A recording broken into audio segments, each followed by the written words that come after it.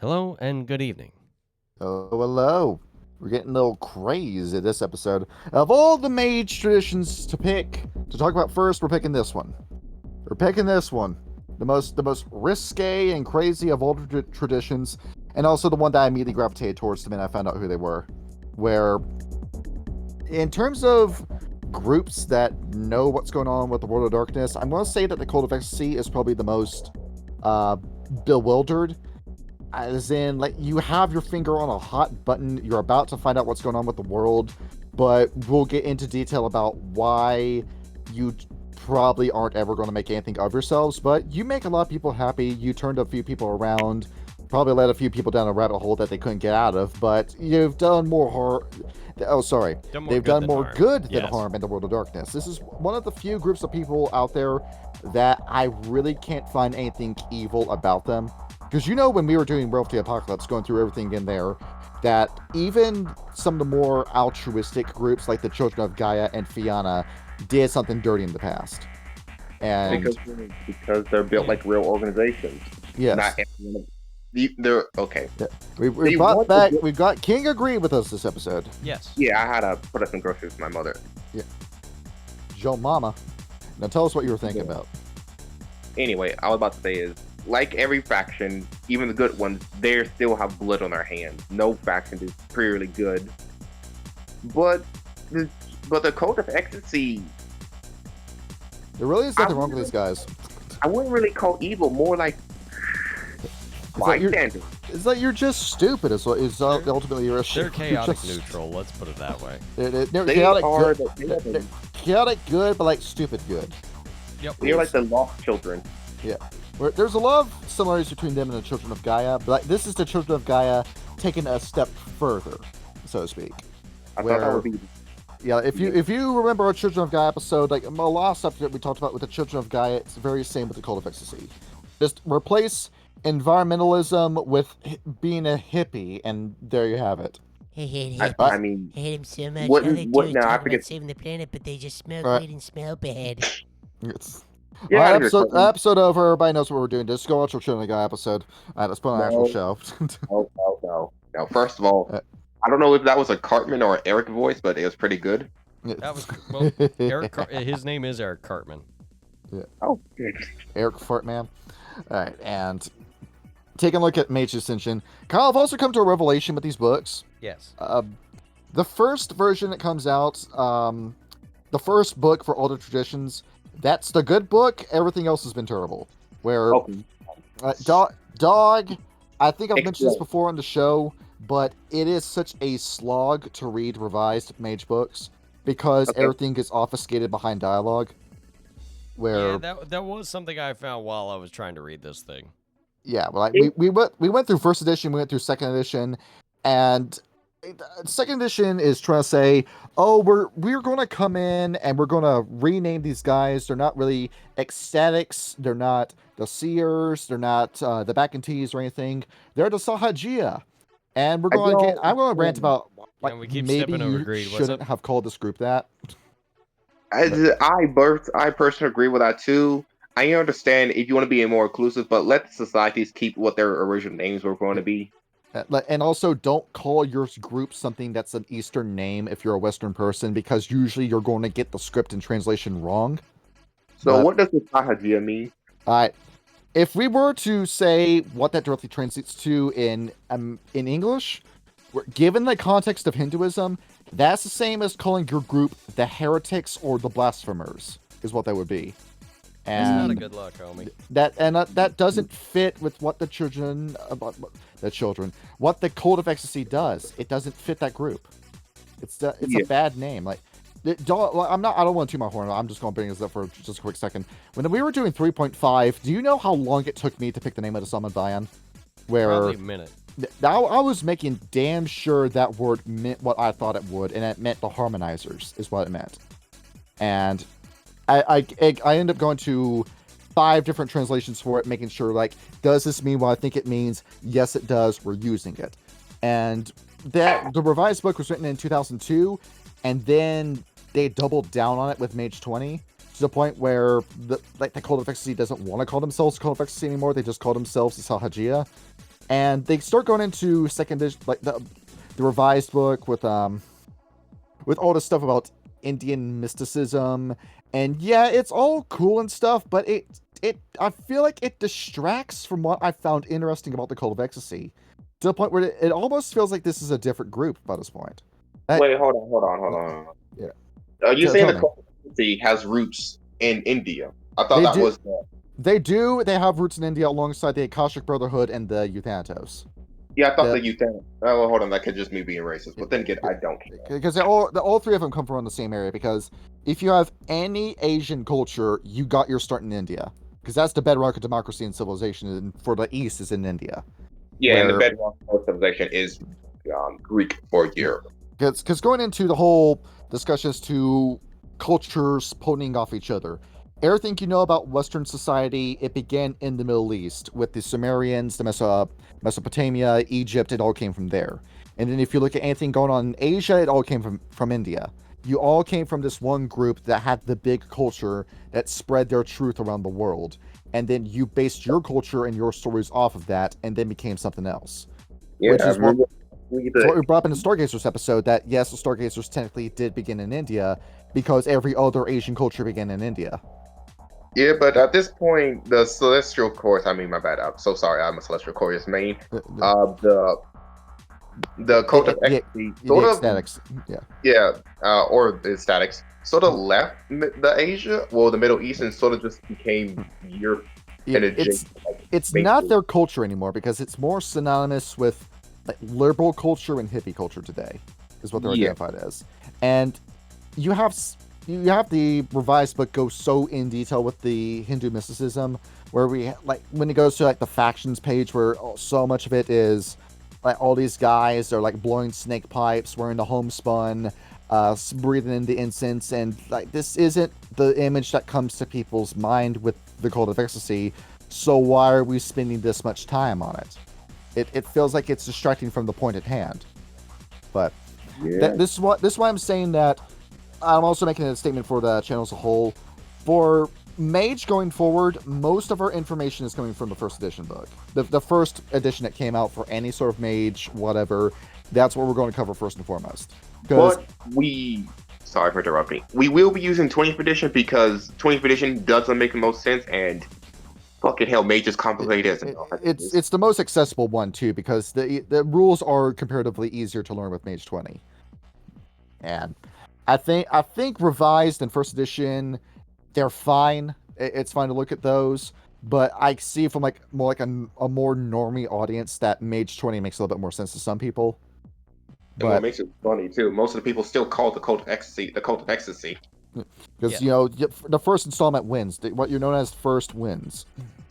It's why we will never call Dictina the Ghost Council, and we will never call the Wendigo the Galestalkers. That will never happen. That would never happen. It's such a fucking stupid idea. You guys screwed over JFC Moreno. All right. I'm gonna bounce for a little bit while, but mind actually explaining what the Cult of Ecstasy is actually about? Yeah, because I'm going to shake up the format that we've been doing with these episodes, because I'm more interested in talking about what these groups are in concept, because I want to explore the paradigms, because with Mage, it's the paradigm is what the focus of Mage is. Where this isn't a game about magic wizards in the street shooting spells at each other. This game isn't Soul Eater, it's not Bleach, it's not Chainsaw Man or Jujutsu Kaisen. If you want to play that kind of game, there are plenty of other systems out there for this. Mage has to be a slow game if it's going to work. So what I'm saying that with Mage is that this is a ideology debate game more than anything else, where you happen to cast spells. This is how I've seen Mage work the best. I've looked at other live plays. I do not like the Magic Superhero Simulator that a lot of Mage games tend to be. So let's go ahead and get into it. So Kyle, with a name like the Cult of Ecstasy, what do you think the paradigm is? What's the end goal for these guys? Mass ascension through the liberation of the self via whatever you can use to expand your mind. Through busting nuts, through smoking stuff, through drinking stuff, through feeling good, right?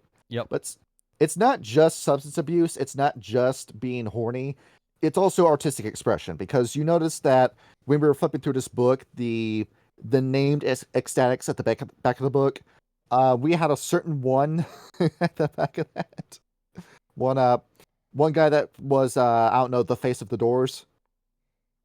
Jim Morrison. I'm very excited about that because I actually really like the Doors. Yeah, Jim Morrison. Like, our friend Sean has got a couple of conspiracy theories about Jim Morrison too, where this guy like all of a sudden comes out of the woods one day and defines what the music for the '60s will sound like, and it's all psychedelically inspired.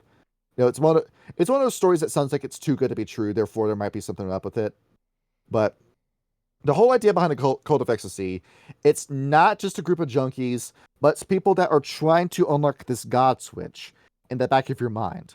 Now, where the Sahajiya name kind of comes from, now, if we're going to get into detail about what the Sahajiya in the real world means, with Hinduism, I have to explain a little bit of it. With Hinduism, the end goal for it is ascension to nirvana, or at the very least, the Deva realm. Because with samsara, you have the 6-layer cake of existence. Hell's at the bottom, heaven's at the top. You want to get into heaven, you're currently on the 3rd layer from the top. So you have to ascend to heaven. But how you do that is through reliance. You have to rely on, you have to be loyal to, and you have to be pious towards the gods.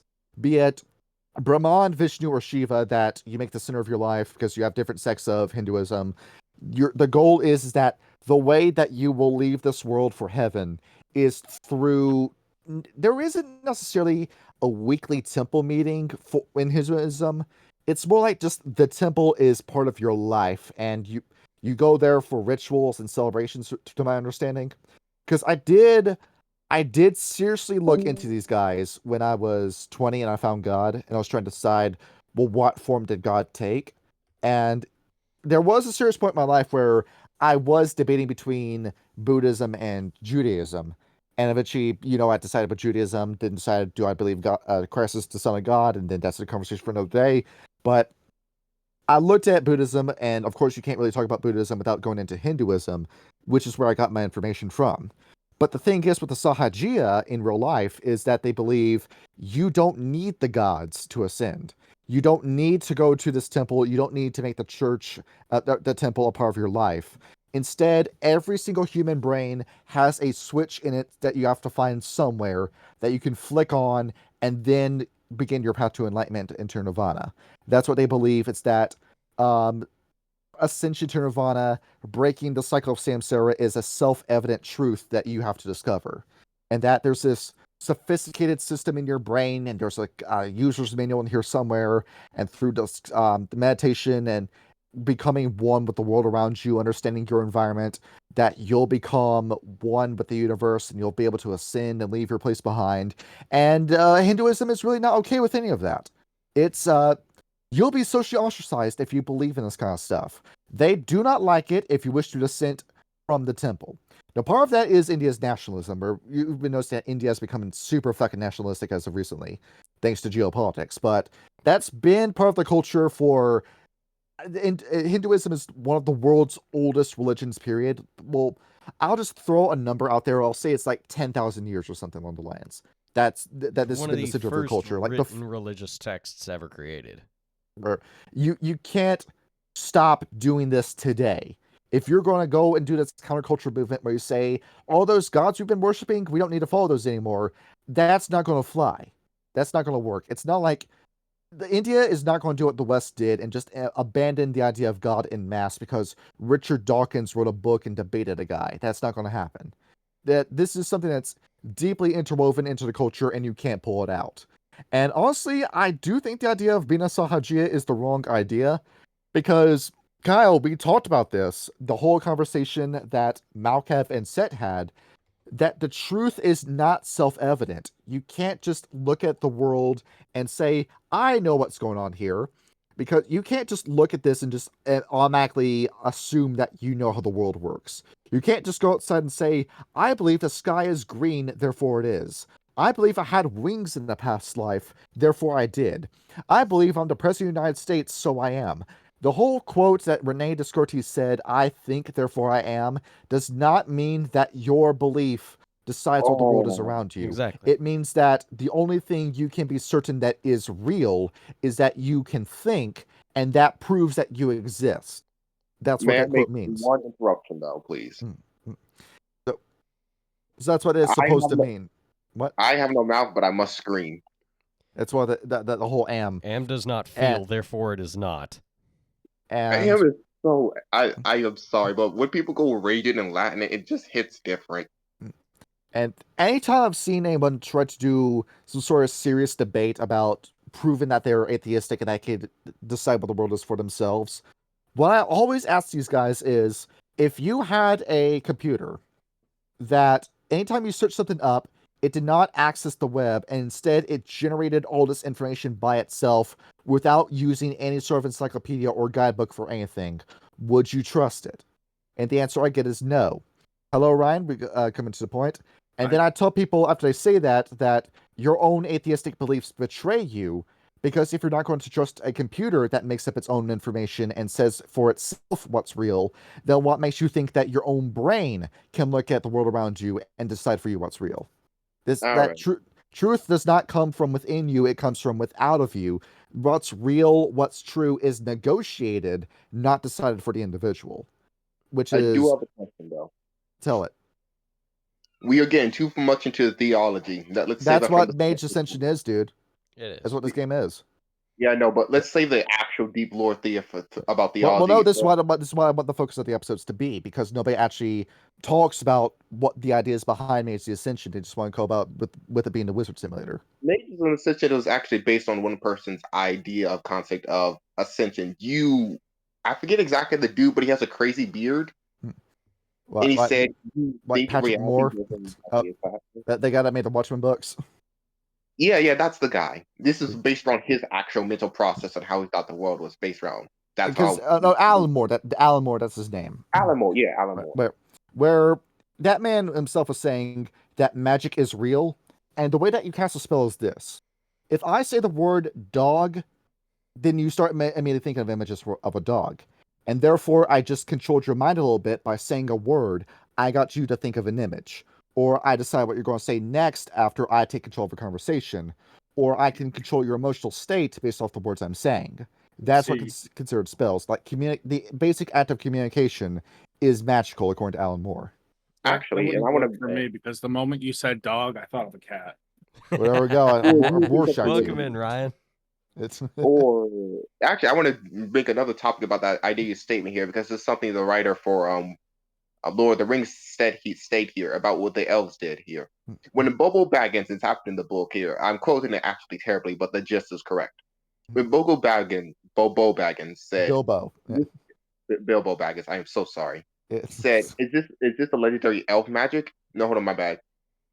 When he talked to the Lady of the Wood, she said, this is what you would call elf magic. You call this magic, but we just consider this basically everyday stuff to us. mm-hmm. Magic. Go on. I was going to say that's what Technocracy says, because, like, here, explain how a microwave works. And you show this to a guy that's never seen a microwave before, the conclusion's going to be it's magic. Until you start using logic and reasoning to break it down. Where? Yes. Like this favorite quote of myself here. Any technology so advanced, hold on here. It is basically any technology that is so advanced that can be considered magic. You have reached. Fuck, how did that quote go again? Yeah. It's something the law. Yeah. See, you've become one with God. In the eyes of man, you've committed a great crime, but in the eyes of God, you're amongst them. I'll find the comment later, but basically here, let's get back to the actual discussion of the lore and the history. Which is why I say with the Cult of Ecstasy, with calling themselves the Sahajiya, there is a bit of truth in that name, referring to them as that, but once again, that's not really what it is, because the Cult of Ecstasy does believe that there is a God switch in the back of your mind somewhere, somehow, where, if you're looking at this, Ryan, we haven't gotten into the history just yet, but because I saw it, but okay, here we go. Any sufficiently advanced technology is indistinguishable from magic. Yes. Yeah. Yes. That's it. You just explained it to Technocracy. That's it. But yeah, with the Cult of Ecstasy, they believe that there is such a thing as the God switch in their brains. Now, how you reach that, according to ecstatics, is by sharing the love, and it's not just for hedonism. It's not like the Setites. There's a lot of similarities between the Cult of Ecstasy and the Setites, but the Setites went from being a group of say, punks that were doing counterculture stuff just for the sake of spiting Ra and the god that he supposedly served, and in order to break out of reality and then eventually take control of the world back from what Set believed was the Demiurge.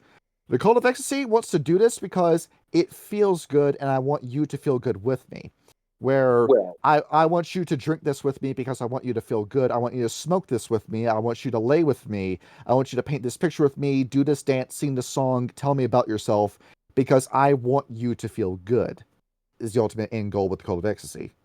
not quite actually. Their Yep. whole entire is, from what I understand from Cult of Ecstasy here is, Mhm. forgive me when I say this here, and I'm going to use an example here. They're all about sensation and putting that sensation to the nth degree to the point you Yes. transcend your body.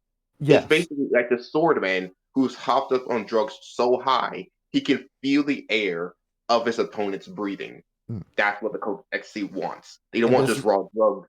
They want sensation that takes you beyond reason, like Sinesh. This is why they've invested so many points into the time sphere. Because with the time sphere, what they tend to do with it is that they slow down their personal time and like create little time bubbles for themselves to the point where you really draw out the sensation.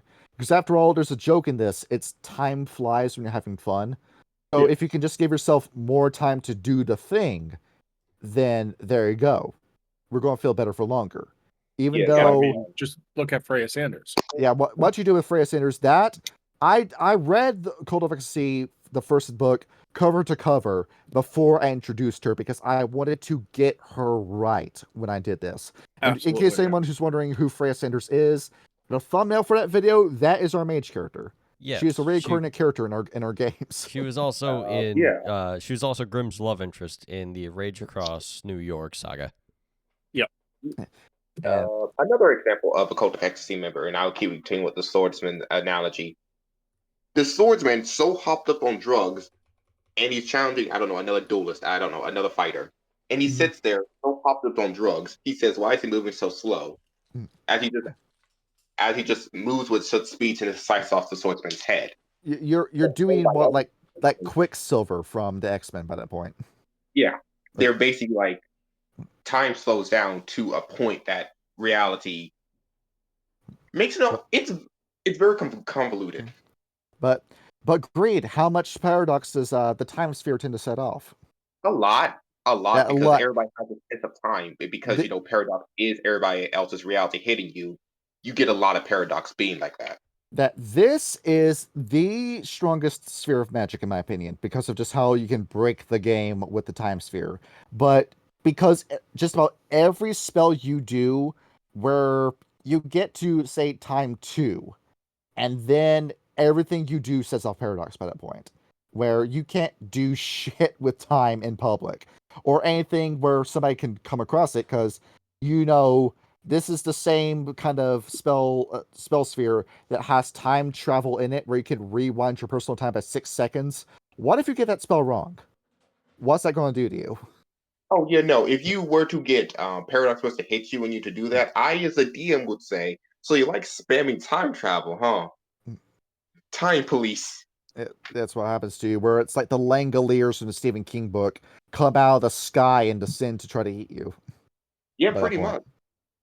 And with the time sphere too, Ryan, you remember when we were doing Rage Across New York, how Freya Sanders, every time she used the time sphere, her heart would start beating arrhythmically, Yeah. just in a backlash. That's Yep. what it would be, because her heart stops every time she casts a spell like that. And same thing too with her magic foci, where Ryan, I think I sent you the pages for it, where it's just a list of drugs is what they use for their spells. Yes, you did. Like anything that Hunter S. Thompson was taking is how you do that, where you start off easy games with marijuana, and with my time smoking weed, it is there is nothing wrong with that plant. It is a happy plant. It wants you to feel good when you smoke it, where it makes your reaction time go to shit, but you smoke that to relax for a reason. Where as long as you're in a good headspace, as long as you're smoking this to relax, where I would not recommend coming home after like a bad day and smoking it then, but you want to relax with a substance. That's a good substance to go to. and this doesn't fuck up your liver or your kidneys like alcohol does. Because I'm a guy who really does like his alcohol, but I know that at some point I'm going to start paying the piper as I get older, where I'm not abusing my body, but there's going to be a point where I won't be able to take how much I drink anymore, and it's going to start tearing me up if I do that. And Just then, I will say this here. Sorry for interrupting here. Alcohol is a toxin. It's just people drink actual toxic. That is what alcohol is. Just a toxin to your body. and then you start moving up the line where you start getting into drugs that are a little bit more dangerous, but you can still do. Like, do you know what MDMA is, Ryan? Of course. Acid. Or ecstasy. Oh no!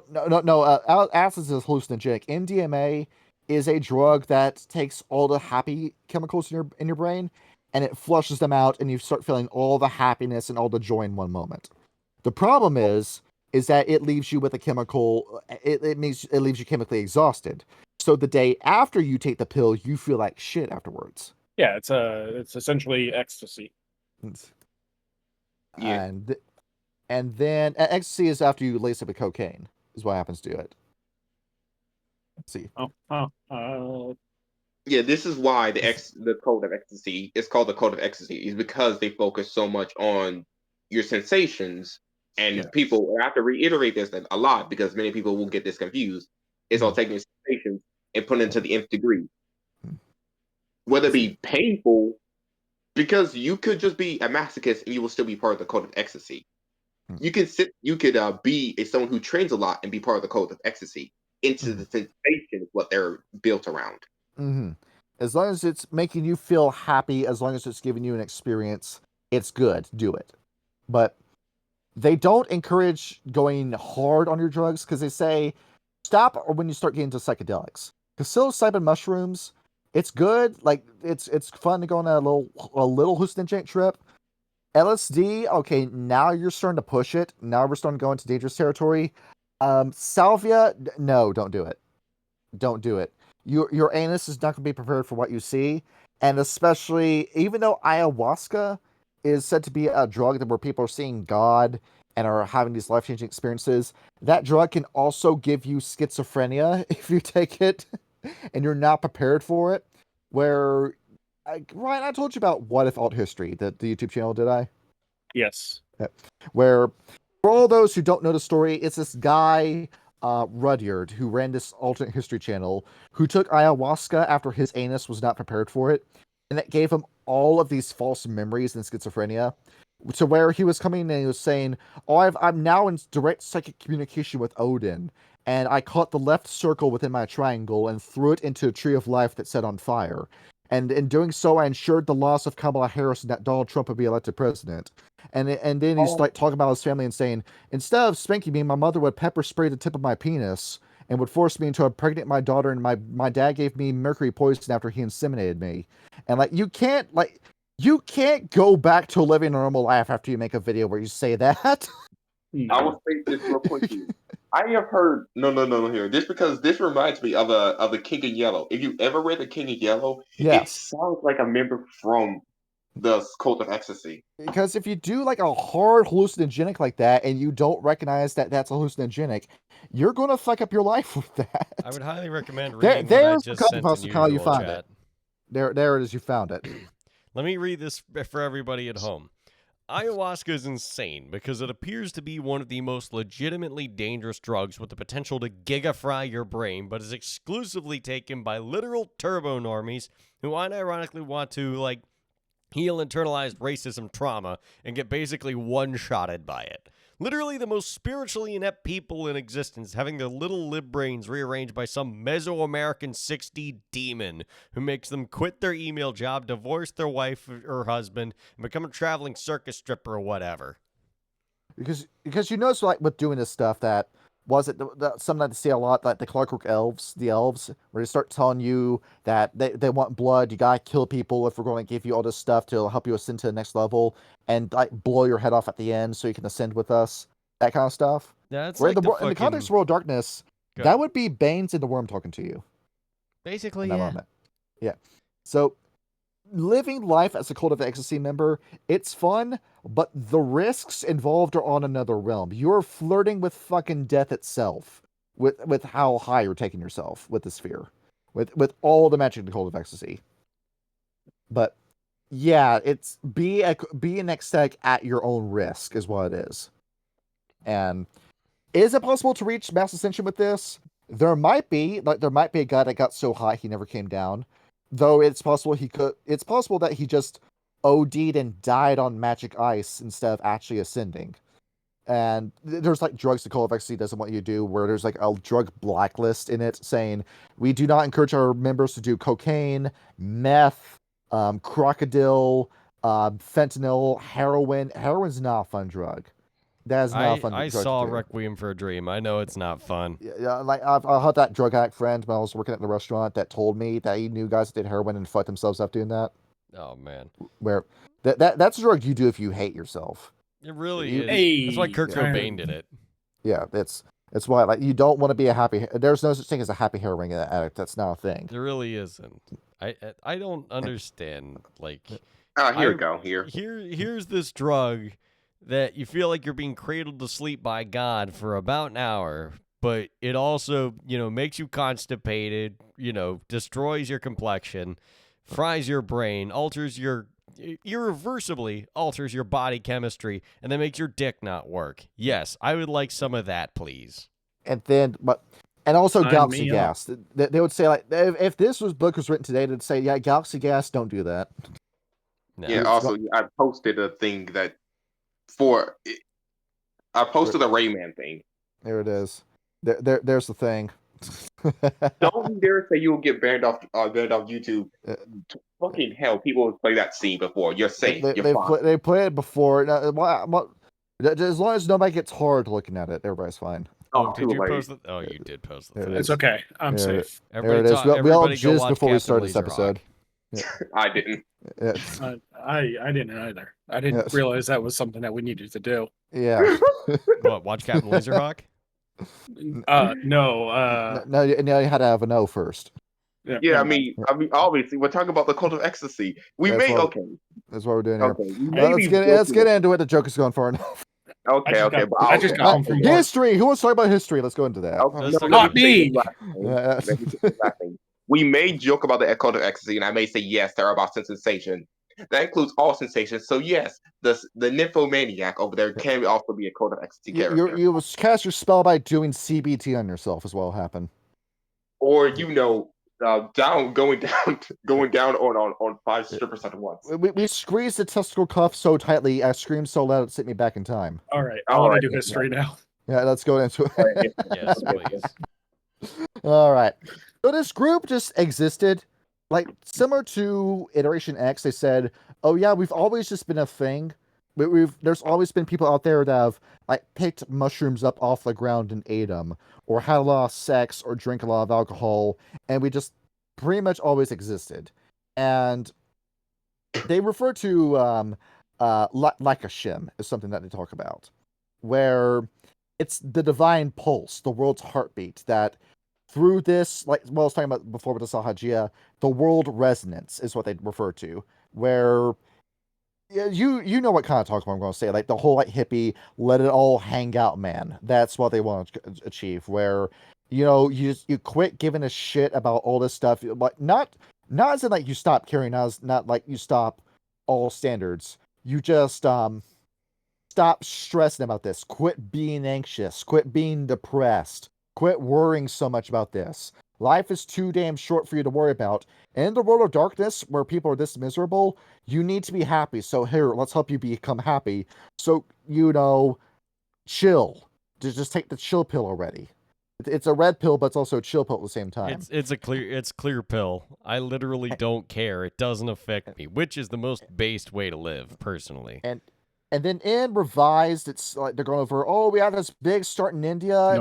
This is like all this history that happened here. And I just did not find any of it interesting, dude. Like, I'm not going to go over it in the episode. I'm sorry if you're here looking for that. It's not as interesting as you think it is. It's not. Well, I don't get why we start off so well with vampire and werewolf in historical fiction, and now we're circling the toilet bowl with mage. I don't get it.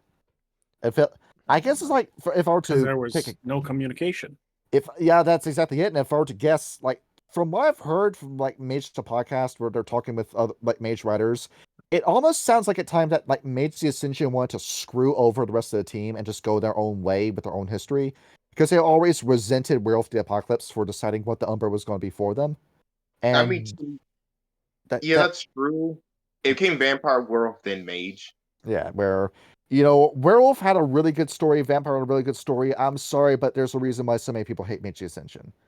And It's mostly because of the people that actually play Mage Ascension. Because they it's play it, because they the act people like that Mage. wrote Mage, it's the people that play Mage.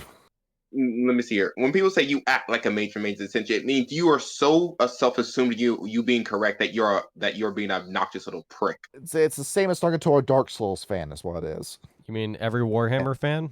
Yes. Yeah, And but they Mage, go in, they continue with the history, but it's very loose. Right? We don't get a story until far down the road where they're saying, oh, we didn't really get anywhere as a group until the Middle Ages, where you had all these people saying, hey, there's this stuff that we're getting off this Silk Road, and hey, you can smoke this, you can drink this, and it feels great when you do it. And then the church came in, the Cult of Ecstasy got their shit pushed in by the Celestial Chorus and the NWO back when they were called the Ivory Tower, and said, "Nuh-uh, you can't do that. You can't smoke that. You can't drink that. You can't put that up your ass. We're going to kill you for doing that." So oh, what they did is that they all got up and ran all out of Europe, where they ran back to India, they ran to China. Some of them formed pseudo moon bridges with correspondents and hopped all the way over the Mediterranean into Africa, or all the way across the Atlantic and landed in America. And then those groups would eventually be like race mixed, bred out, and that would disappear. But their ideas would stay in the culture. And their ideas would go and pass around where you have all these different African pagan deities where, we have like a sex god in our culture. And he's very similar to that tribe's sex god. But here's our stories, where it's ultimately the same ideas, but a different group. And that would also bleed in with some Native American cultures. But the big focus is India and China is where it is. Who would like to name the Indian love goddess? Indian love goddess. I Pick me, know It'd be her. pick me. Shiva, correct? Let's see. No, No, it's Shiva's dude. wife, Parvati. Ah, yeah, no. The Indian love goddess is a dude.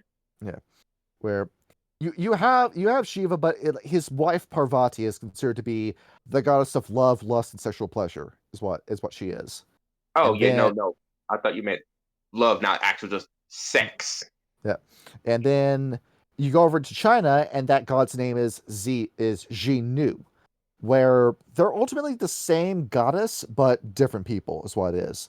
So that's what the Cult of Ecstasy is ultimately saying, where we were a bunch of groups that didn't have contact with each other, but we believed in the same thing. And when we would come across each other during our travels, we would have a drug-induced walkabout. We'd come across each other and trade stories and realize that we thought the same thing. And this is how we kept in contact, and it really was just a group that was just keeping the lights on, so to speak. And did they do anything? No. No, there's no real achievements with these he guys. sat around and smoked a Yeah, they fuckload of got- hashish and Yeah. They got propagated about the the future. changing treatment where they just were made, and they got the back foot of the lore. It's very similar to the Children of Gaia, because the Children of Gaia, you remember, like they have their introduction myth, and then they accomplish nothing after the Imperium, all until they get to the 1960s. Yeah, This is the same Sorry. story essentially, but we do get litany. All right. Yeah. You want to go over the litany? Let's go over the litany. Yep, let's hear it. So, how to become one with ecstasy. Step 1, surrender your fear. Quit being afraid of stuff. You gotta go into this trip with a sound, calm mind. If you're afraid of something, well, how about you stop being afraid of it, all right? Just calm down, come over, we got something to smoke. 2, focus on your intentions. What do you want to get out of this trip? Focus on what you want to do with it, and then just focus on that mindset. Say, do you want to go to Mars in this hallucination? Okay, just think about Mars, you'll go to Mars. Number 3, open yourself. And this one I kind of want to take a minute to talk about, because Kyle, did you ever see the Jim Carrey movie Yes Man? I did not, no. Okay, so the premise of that movie is that Jim Carrey's character is this big shutoff who gets it's either a breakup or a divorce, but he just says no to everything that comes his way until he attends a seminar where the goal is, if there's an opportunity that comes across your way, say yes to it. Do you want to go see a concert? Say yes. Do you want to drive to this area? Say yes. Do you want to learn this language? Do you want to watch this game? Do you want to date this person? Do you want to sing this song? Do you want to try karaoke? Do you want to try this, try that? Say yes to the opportunity is what it is. You got an idea, Agreed? No? But it's ultimately, it felt like it was a good movie to watch. And it said, you know what? You don't really lose anything by saying yes to an opportunity. If you say no, you get nothing for it. And what's making you say no is because you're worried about what you're going to do with the opportunity. There's no real net loss to trying something. If you want to do something, what you're going to get out of doing it will be more profitable to you than not doing it at all. And you know what? It came across as a pretty good movie, honestly. It was a good movie. Yeah, I agree. Where like say yes to it. It's the word you're going to say 100 times. You say it 100 times again, and the word that you have said 200 times is yes. It basically said one of the few things that stops people from truly growing is just anxiety and just the relief of just embracing. Just go for it. So therefore, we love the Cult of Ecstasy because they're going to cure your anxiety. They're going to stop you from stressing all the time. Yeah, that's a good idea how the Cult of Ecstasy actually would work. They would say, right, Ryan, you need to quit doing those antidepressants and anti-anxiety meds. You just need to smoke weed. No, I can't legally. I can't. Yeah, see, no, bro's got a clearance. He can't do You live in one it. of the most liberal states in America, and you can't do it. No, it's his job. It's legal. It's legal in Maine, but it's my job. I work on government parts. Yeah, you have a clearance, so you can't. These fucking corpos, man. That is true though. Like it, quite literally, when my sister was trying to go for her security clearance, like they dive deep on that shit. They will root up everything about you, man. Yeah. It's fucked. Yeah, so I don't work for the government. We have government contracts, which means that the FAA is included in most of what I do. And with the job I work, they make you do drug classes, but you know what? I don't want to like be in a classroom telling me the evils of the reefer, and I'm not going to believe in a word they say. God.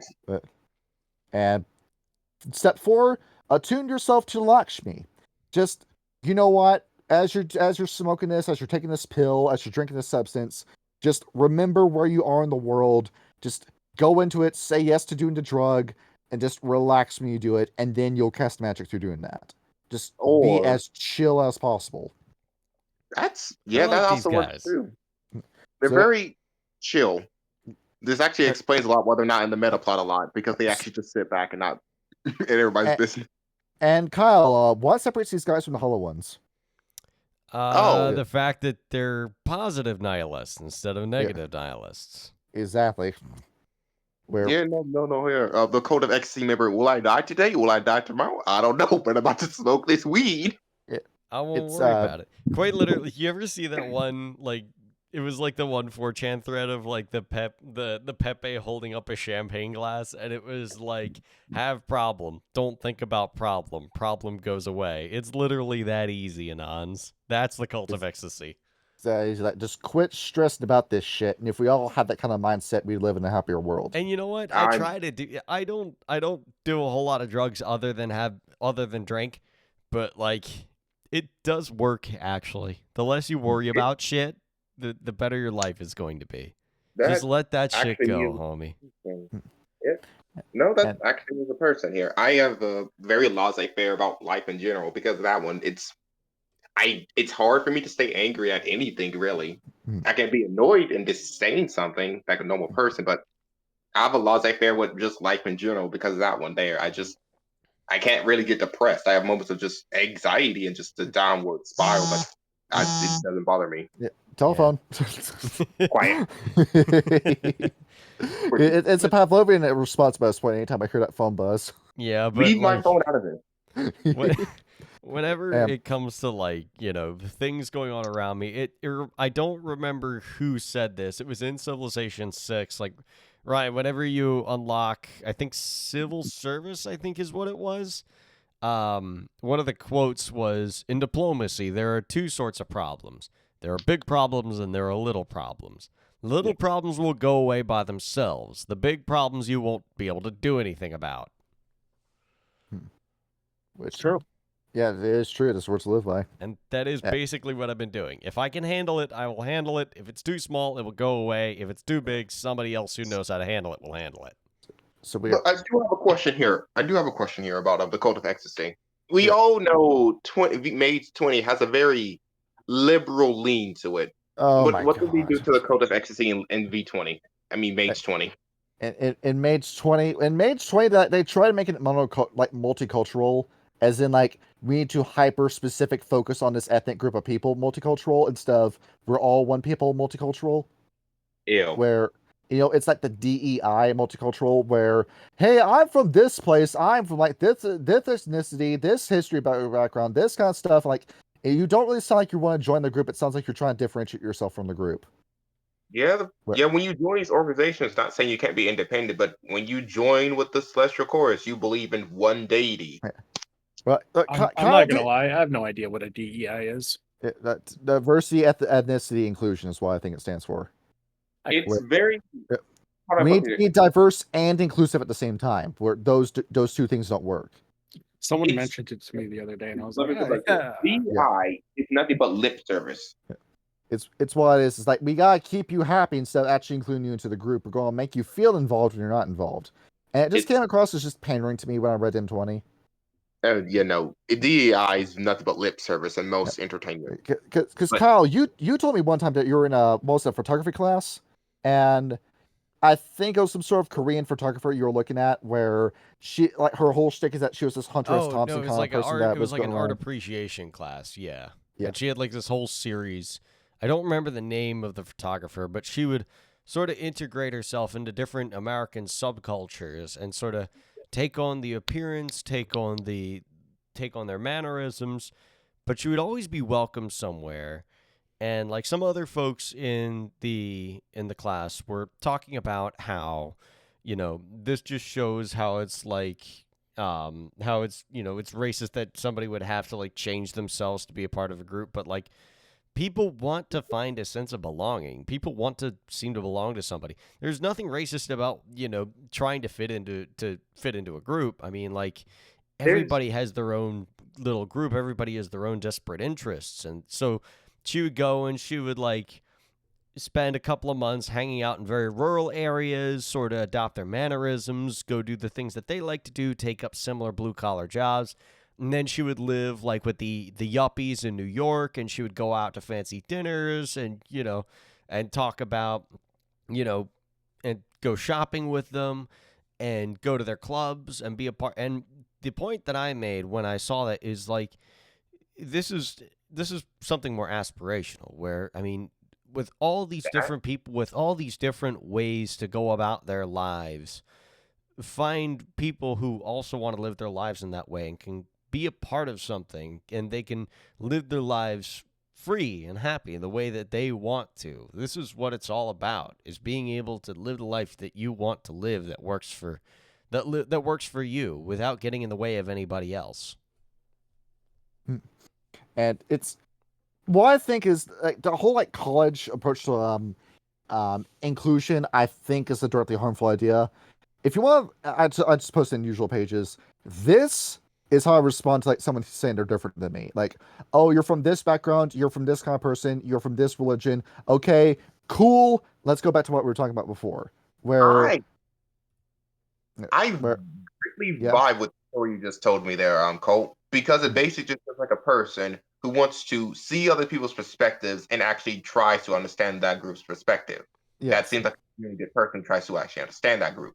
Yes. Yeah. Where you're not trying to like make yourself look super individualistic while saying that everybody needs to bend the knee and kiss your ring when it comes to this kind of approach. No. Where everybody. I mean, good. I wouldn't mind it. But everybody's gonna have their own ways of living. And I think that's what the Cult of Ecstasy is about, is defining your own way of living and how you can be the best you that you could possibly be. And sure, that might fit into a subculture. It might be a part of being a group. but you're still you, and the fact that you were allowed to be a part of something greater than yourself because of who you are is is something to be proud of, that you could be a part of something. It's there's some like beautiful and brilliant in this group when you think about that. There really is. Like, no, they don't do much in the grand scheme of the World of Darkness, but they are working to good ends, I think.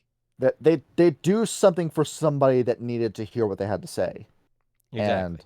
And that truth might not apply to everybody, but the person that needed to hear that and finds an epiphany in that's a net positive.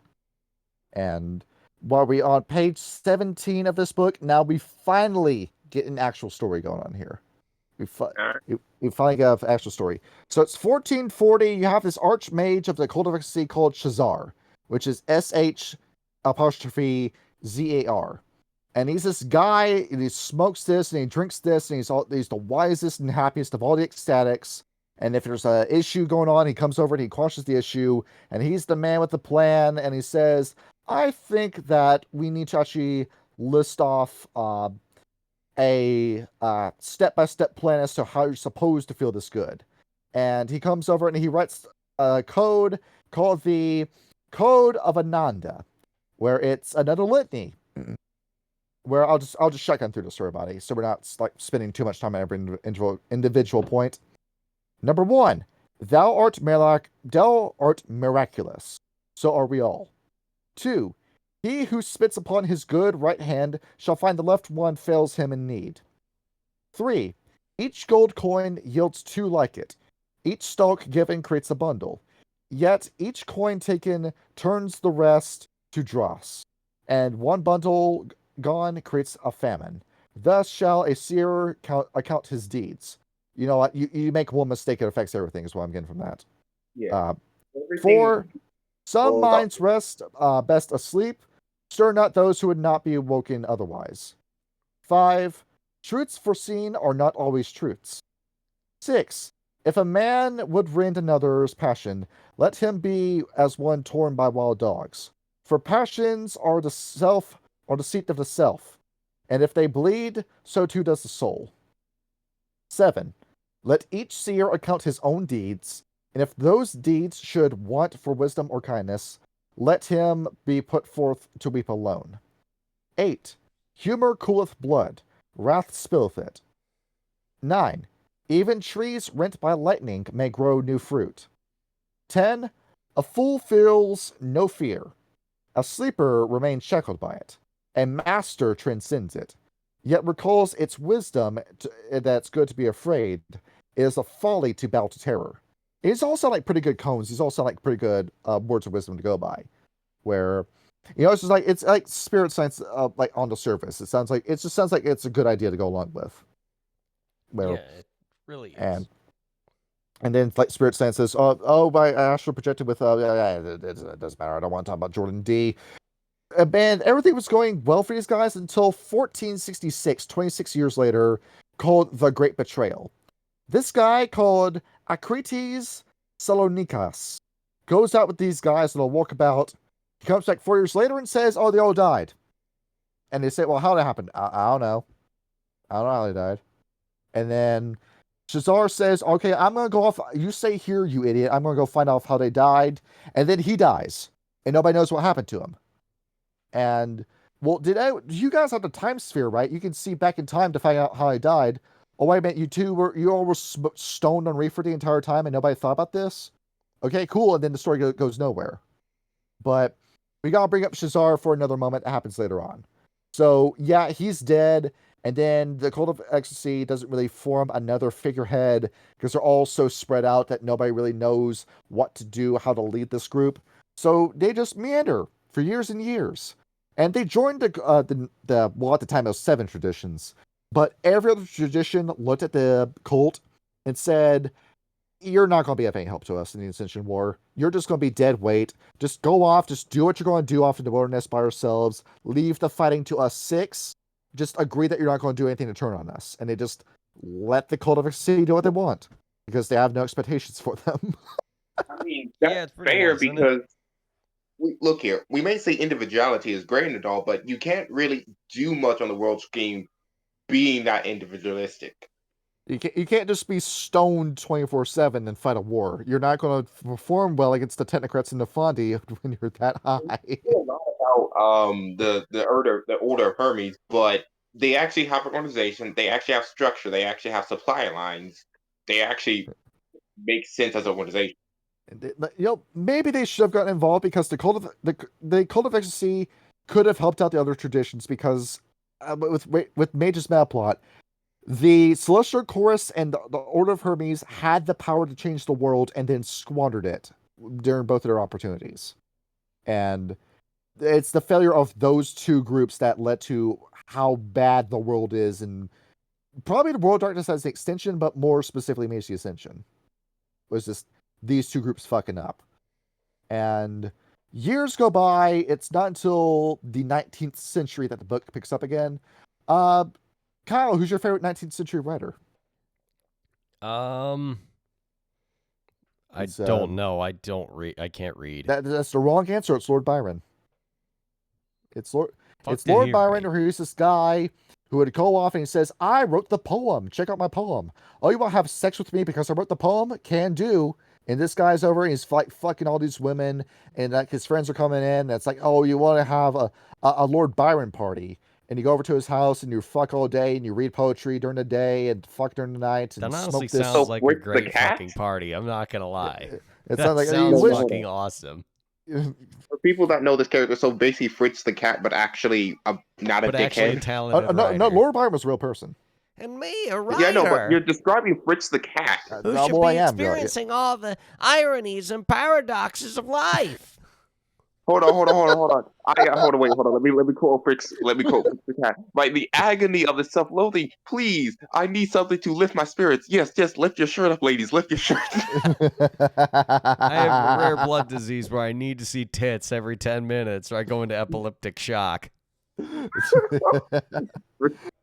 You have a guy like this come out, and you have all these other writers too. You have like Mary Shelley and all of her friends, and you have all these guys and well, there's a whole like list over here. Rimbaud, Baudelaire, de Sade, where you're writing all these books and you're having a good time.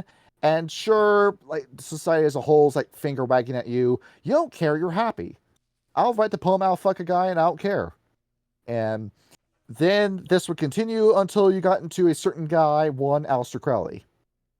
Mr. Crowley. Where honestly, I think this guy was just a massive troll at the end of the day. But he did open the door for a lot of free thinking. Where, you know what, he pissed you off because, you know, if your ideology actually had some ground to stand on, you wouldn't have gotten as mad as you were at Aleister Crowley. But you couldn't debate this guy. You end up encountering this super intelligent man that knows how to push your buttons and piss you off, and you made yourself look like asses because of it. And so that's why, like, it was like the beginning of the end for the church, that some people say when Aleister Crowley came out, because you couldn't form a fucking argument against this guy because you've been lulled into complacency and control for so many years. You no longer how to think like a free man. So Plato? Yes. Well, I think Plato was full of shit. Aristotle was a more impressive guy to me. Look here. I present you man in a plucked chicken. Yeah, that's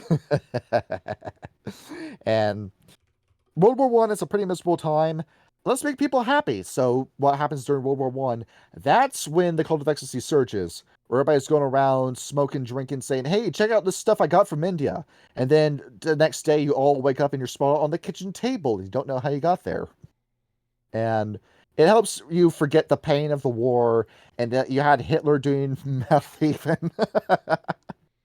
Did you ever see that gif of like him at the 1936 Olympics where he's tweaking, rocking back and forth in his chair? I actually did not, but I kind of want to now just so I can laugh at Hitler fucking You're like, tripping on fucking I'm going to meth. go into Google. I'm going to type in Hitler on meth. I'm going to see if I can find it. No. There it is. There it is. No, you're pulling up stuff that I don't want to see. It's an X video. I found it. Oh, did you? Mhm. Hang on. All right, let's copy it. All right, let's go ahead. Let's just post this in the usual chat. Yeah, there it Do you is. think See I'll if it get- comes up. Here we go. You see this guy? He's enjoying himself. Yep. Oh, wait. Oh, I don't know if I can actually pull this up on the video now I'm thinking about it. But Hold on, but wait, you see, but like you see it on your screen, like you know what I'm looking at. I'm gonna pull it up on my phone just so I can hang on. Can you play the video of Silence Winch? I do not wish to be horny anymore. I just want to be happy. Oh, just won't be. If it wasn't playing the Guts theme, I would. But It's a beautiful thing, though. yeah, I tried playing it in real life, playing the entire video got muted after I did that. That sucks. Ooh. But Never mind then. Don't play the video. and then what kind of music starts coming out after World War One happens? After World War One, Classical jazz. rock. Well, Brian, you're technically right, but jazz was the answer I was looking for. I was about to say swing, but that was during the war. Yeah, Where- I don't know my music as well. Where you had jazz coming out, and you got the jazz party. You want I blow the trumpet. You want to blow me, baby, and then it happens, and then that leads to more like freeform freeform artistic expression music. Where once again, it's the artist that gets the most pussy when it comes to this Cult of Ecstasy. And then no more pussy was gained than during the 1960s when you had the best kind of music ever made. You had Jim Morrison, you had Janis Joplin, Jimi Hendrix. All these guys coming out, Mick Jagger, like even Andy Warhol, a guy that looked as gross as Andy Warhol was getting poontang during this time. And really that's kind of where the story ends because the book like kind of meanders from that point forward.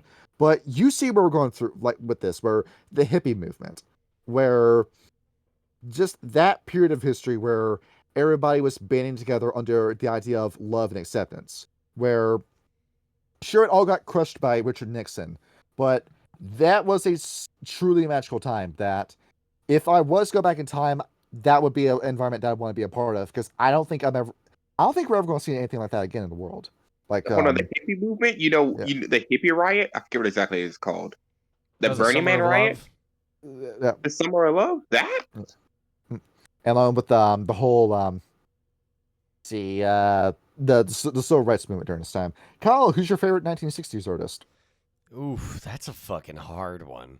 There's a lot of really fucking good ones. I mean, definitely Tony Iommi of Black Sabbath is a front runner. But I also really love. Actually, what year did the Who get started? Because me and my roommate have so many records of the Who. I fucking love Daltrey and how am I forgetting all the names of the members of the Who when it's important? Fucking hate that. Pete Townsend. I love the that's Scat it. Man. You had all this great music coming around this time. Kyle, should we talk about Jim Morrison now? I mean, yeah, I like Jim Morrison. I love the Doors. Because he's in this book. Yes, he is. Did anybody ever watch the fucking Jim Morrison documentary? Which Well, it's one? not like a doc. It was more like a biopic, I guess is what it's called.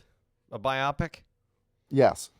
Yeah, it was like a biopic of Jim Morrison. It was kind of boring, but it did have like some really good parts, like when the Doors first performed The End, and also when they played Light My Fire on Letterman.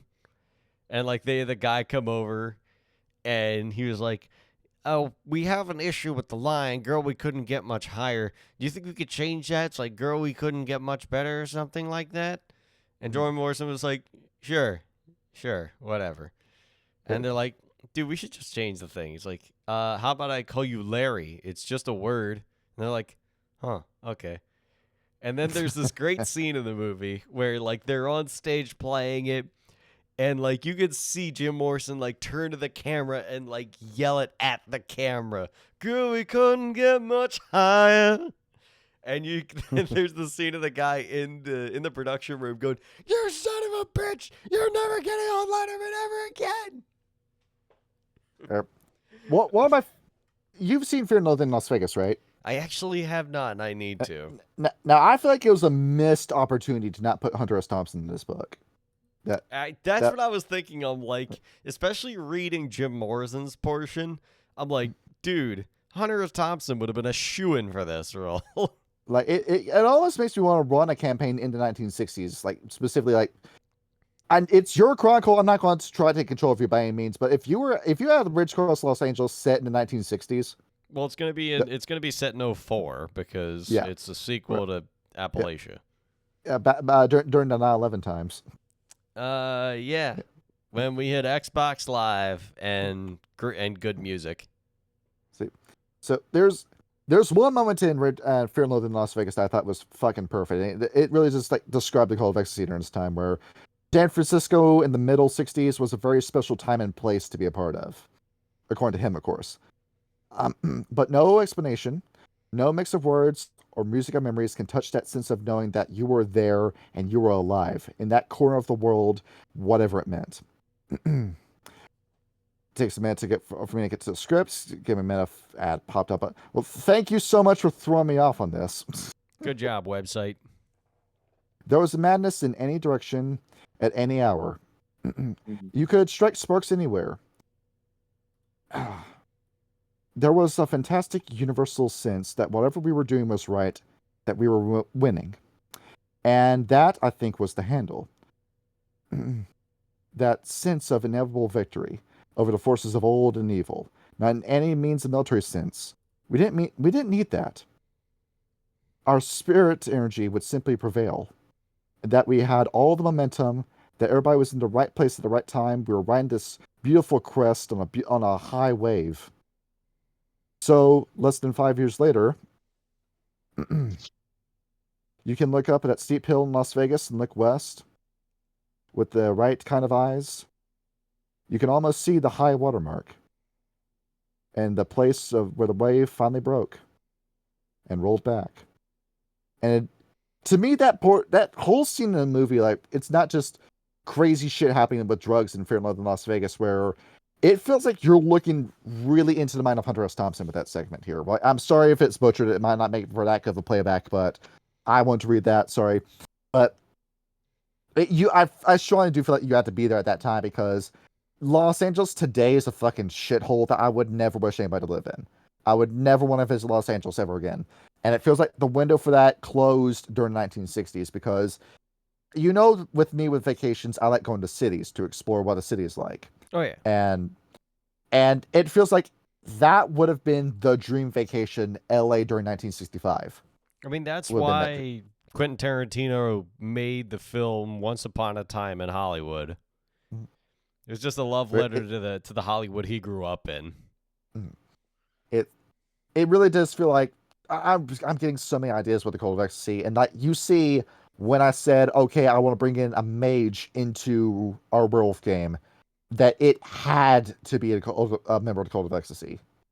It absolutely had to be. Like, no other mage was going to do for me. That. Man, they're a very versatile group, I will say. Man, I love this. Just imagine playing a drunk. No. I could play as Fritz again, man. It'd be a shoo-in for that. No, I have hold on. I have my celestial. No, hold on. I have my Cult of Ecstasy character. Sorry, I love the celestial chorus. My Cult of Ecstasy character would be this weed smoking dude who always says, "Take your time, my dude. The world ain't going nowhere." And he just walks down the street puffing. Sounds like Vic. So there we go. I think we get an idea as to what the Cult of Ecstasy looks like by this point, where I don't think really needs to go into anything else with history, because the history section doesn't really go anywhere beyond there. All right. So how does this cult really work? How do you recruit the Cult of Ecstasy? You go to a wicked fucking party and you wind up sitting at a table with a chick. She's like, "Hey, you want to snort some fucking ketamine with me?" And then next thing you know, you're K-holing in a Walmart at 3 a.m. trying to buy some Twinkies. Nope, that is how they work. They will be at a club, see someone's getting real high, and say, "Hey, you want to take that final step?" You know the lyrics to Misty Mountain Hop by Led Zeppelin? I don't know the lyrics, but I do know the song. I got Zeppelin 4 recently. Oh, that's a good find. Oh, dude, I'm sorry to interrupt the story, but like there's a record store near me that I go to every now and again when I got a free day. And they have like this whole back wall, and it was just like buy two, get one free. And I think I posted it in the chat where I found Zeppelin 4, Physical Graffiti, Wish You Were Here, and I think the soundtrack to The Graduate, and I think like one other random album I picked out. The whole thing was like $30. It was great. Yeah, and then it goes into detail about how you're supposed to do the sex, drugs, and rock and roll. Where it says with the sex, don't be a coomer when it comes to the Cult of Ecstasy, because that's not what they're going for. They want there to be an actual connection between the two people, where I'm not doing this because I want you. I'm doing this because I want you to have a good time with me, is the intention behind the sex. Where Love is all you need. And then with the drugs, where we mentioned before that they have a list of good drugs and bad drugs. And then it goes into the rock and roll, where, once again, be tasteful with your art, be smart with your art. Don't make something that's, say, obscenity, because that's not art. You're just trying to piss somebody off doing that. And really, I think by this point we know what the Cult of Ecstasy looks like by this point. It just seems like fun. I'm gonna give it a buck. Ecstasy. I have the quote for them. You're so high you don't come down. Yeah, that's what it is. It's the Major Lazer quote. Yep.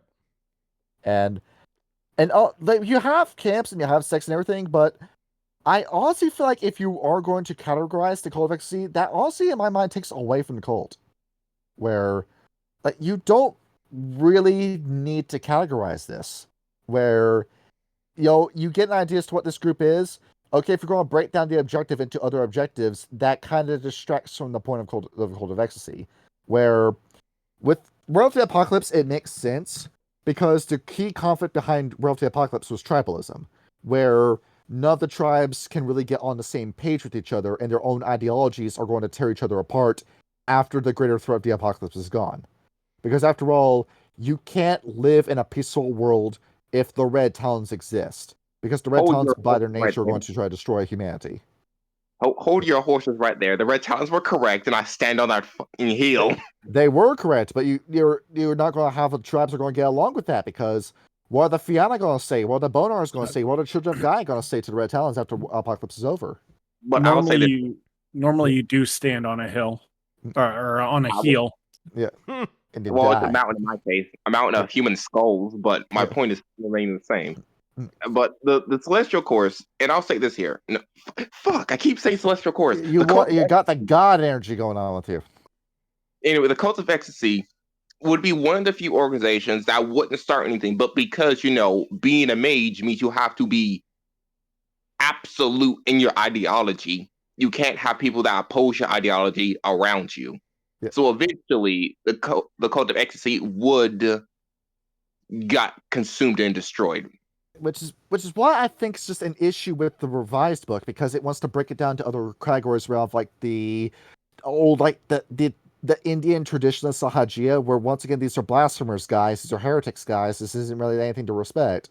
And then you want to compare that with the neo-romantics, and you want to like mesh these together. Like, this is what I mean when I say like the book just feels distracted from its own premise.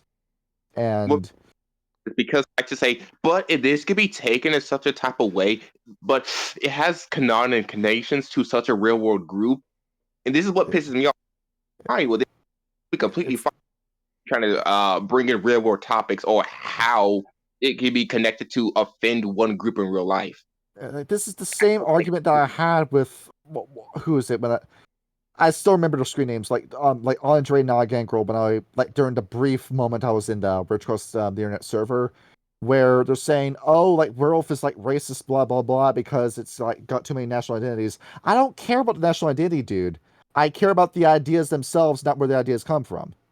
It pisses me off the same people who get offended by the word menace. I look at that person, if I ever hear them say this, do you know what I mean by the word menace in this context? Yes, then shut the hell up. It's like, that's the Latin word for mixed. That's what that means. It's a root fucking word, and you want to get pissed off about a word being Latin for a reason that you made up and is completely nonsensical. They want to use this one time it was used on the Canadian border. Yeah.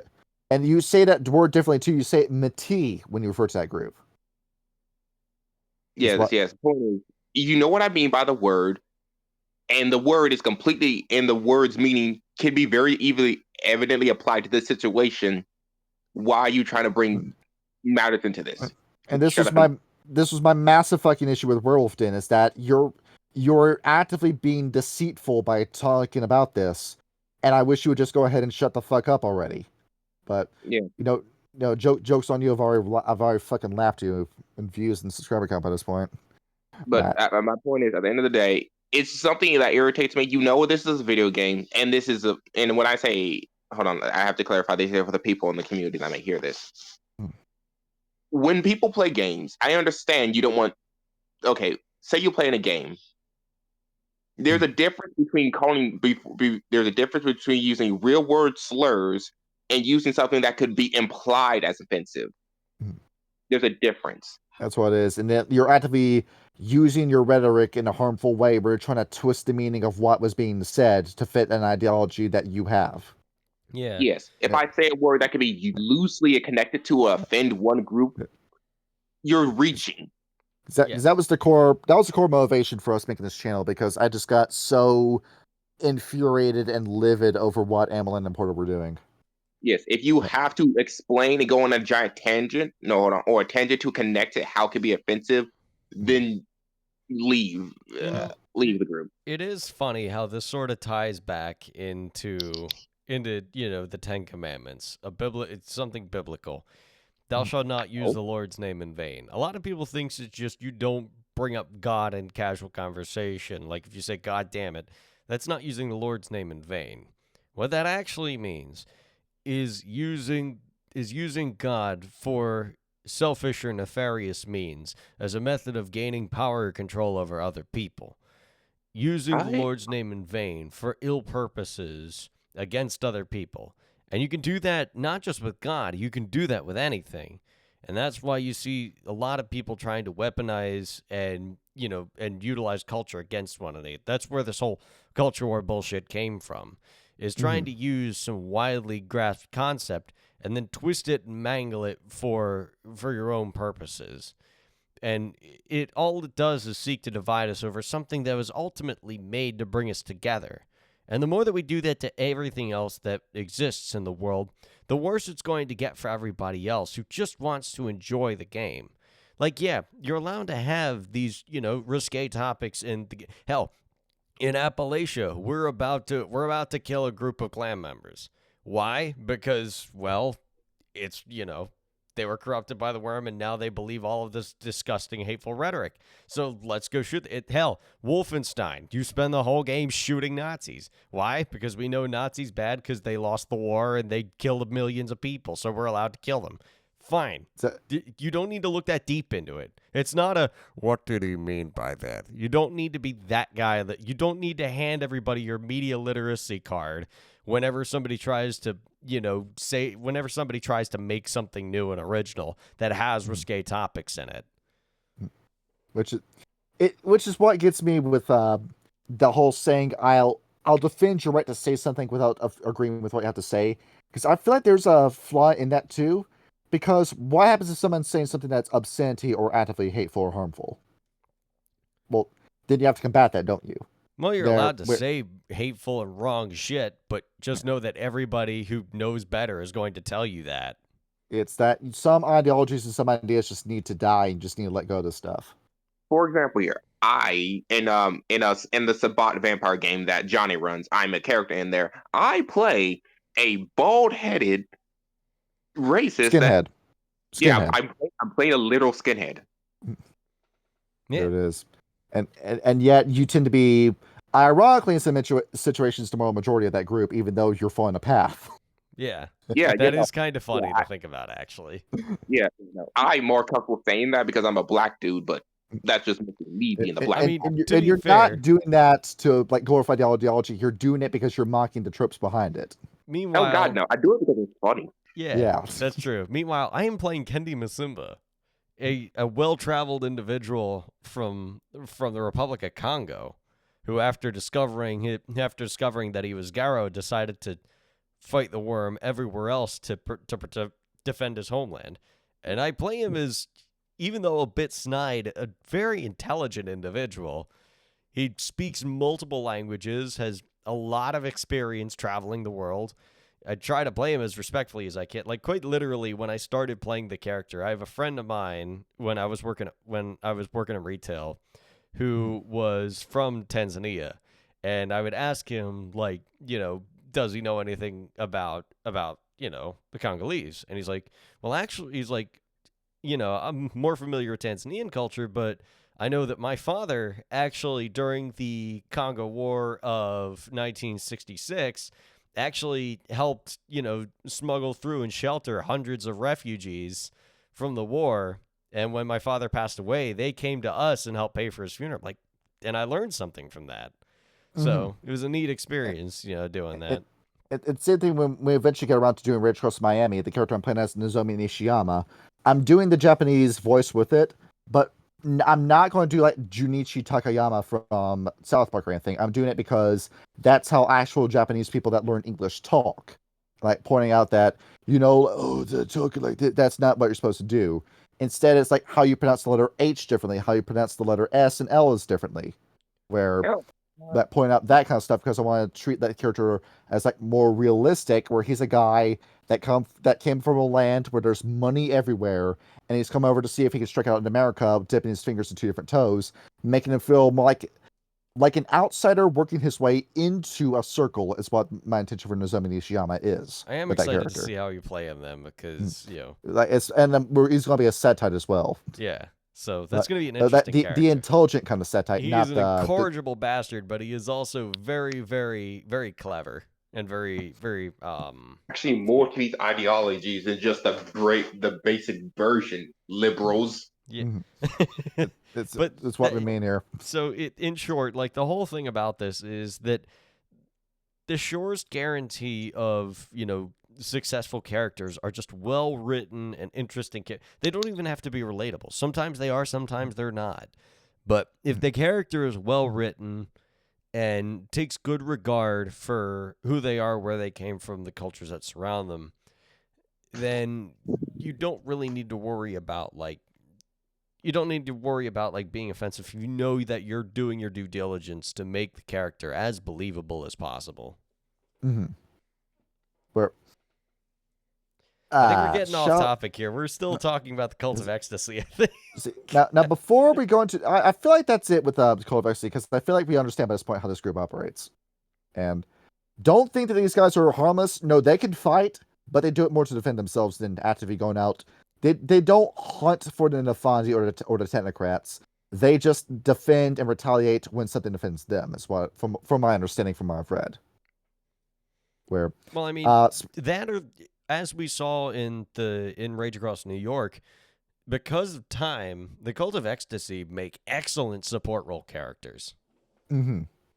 Where it'll fuck up your body doing it, but you're keeping your party alive with this kind of stuff, because with time 3, how about you just rewind the turn and start it all over again?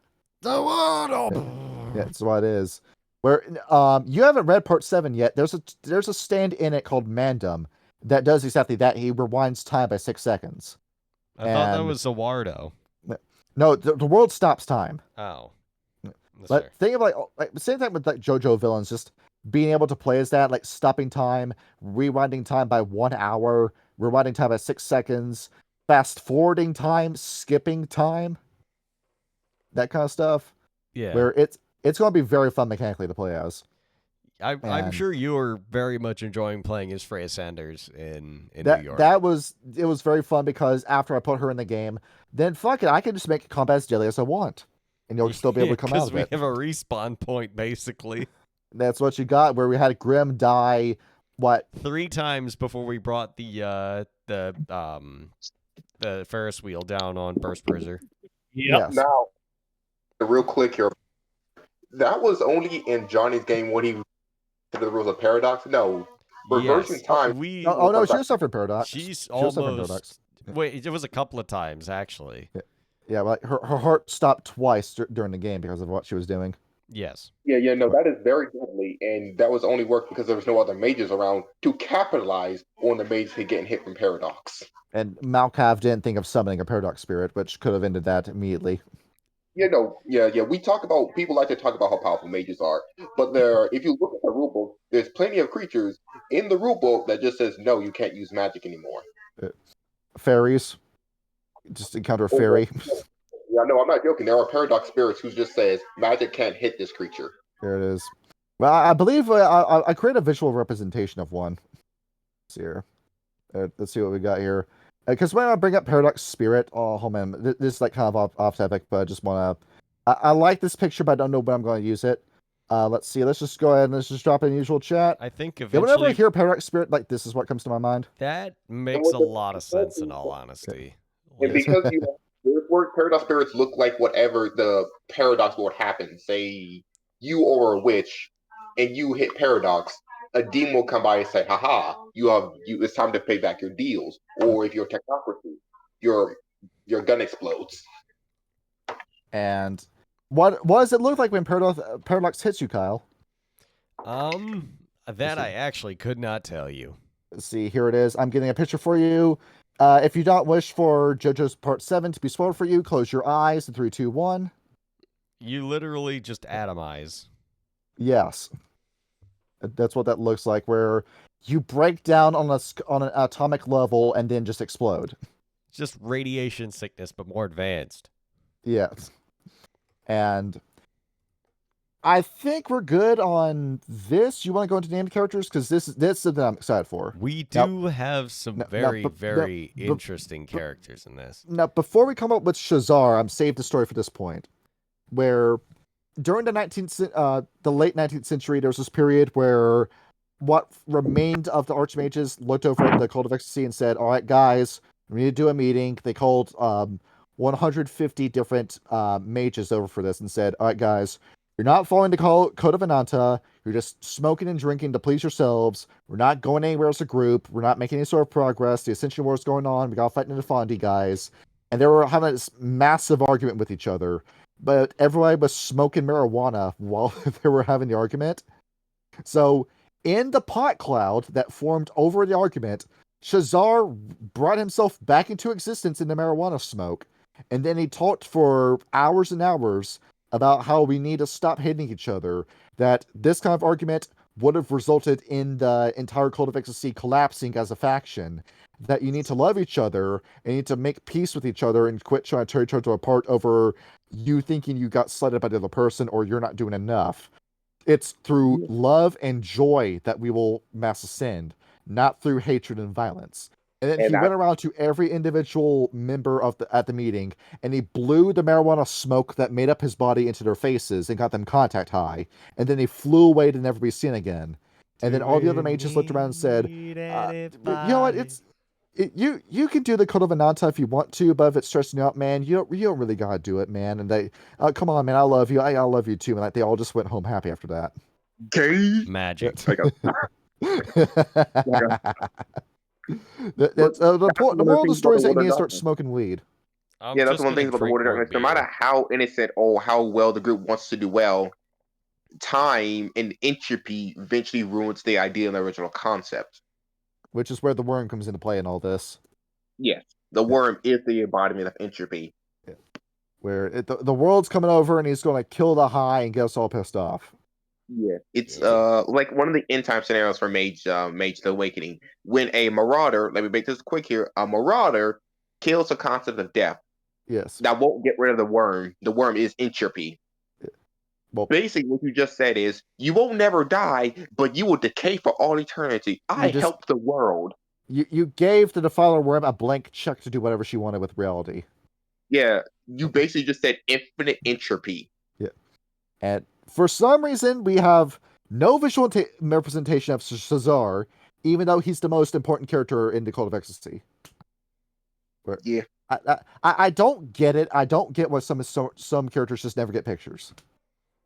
World of Darkness has a lot of favoritism. That's very obvious here. They have a lot of favoritism. Yes. That's what we get. All right. Like fucking GW. So what has happened with Shazar that we have not already said? Yeah, so one of the interesting parts about Shazar is, well, as we know, like he started, nobody knows exactly where he started from. His name is sort of a bastardization of the word Sha'ir or seer, hinted at Indian origins, but some think him Arabic or Persian. Though a devotee of Tantra, he was open to the entire spectrum of ecstatic arts. And after a lifetime of wandering the Middle East, he traveled to the hidden courts of Persian Greece with a dire prophecy, which reads as follows: "And as I watch, The great dawn becomes a feast of iron. Those whose fingers brush the clouds and bring low the stars. As the celestial lights fall to earth, the fingers close, and all things, stars, mountains, rivers, cities, become as a lump of coal in the giant fist. So nobody knows exactly what the hell this means, but we can take some good we can take a couple of good guesses.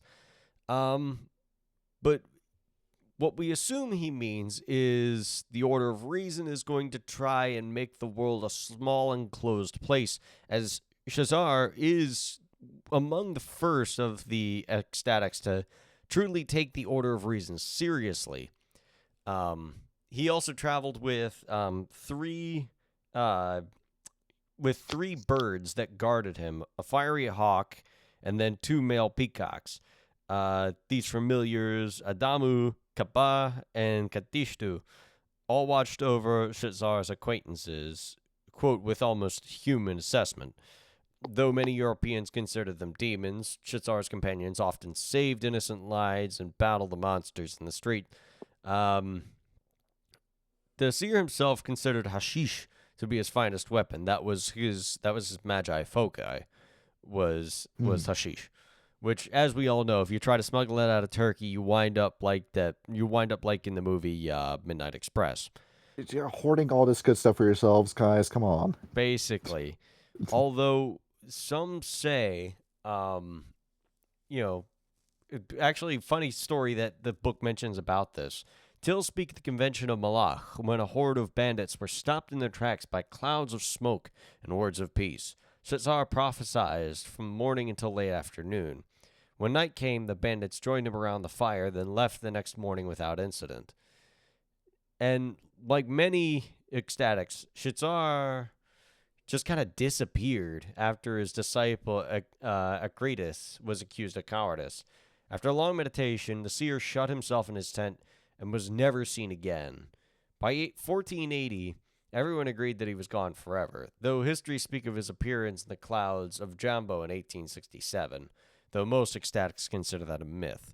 He basically, he was the prophet of the ecstatics. He came to the courts after years of wandering, after years of his prophesizing, after years of indulging in his foci, delivered the prophecy that the Order of Reason would clamp the world together in a fist and utterly destroy everything that made it the beauty that it was, and actually took it seriously when, the threat had posed itself, and then just vanished. Mm-hmm. And it was a massive loss with his death, where his time did come, but at the same time, nobody in Cult of Ecstasy has risen to the same level that he's on.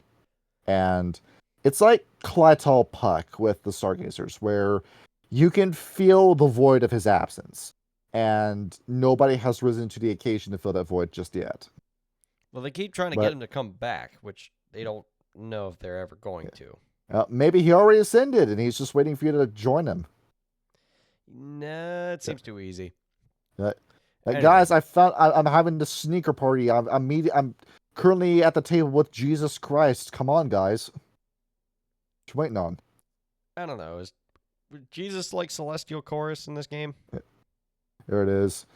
He didn't do any substances to my knowledge, but I don't think he'd see anything wrong with them. Well, no, Celestial Chorus, not a Cult of Ecstasy. He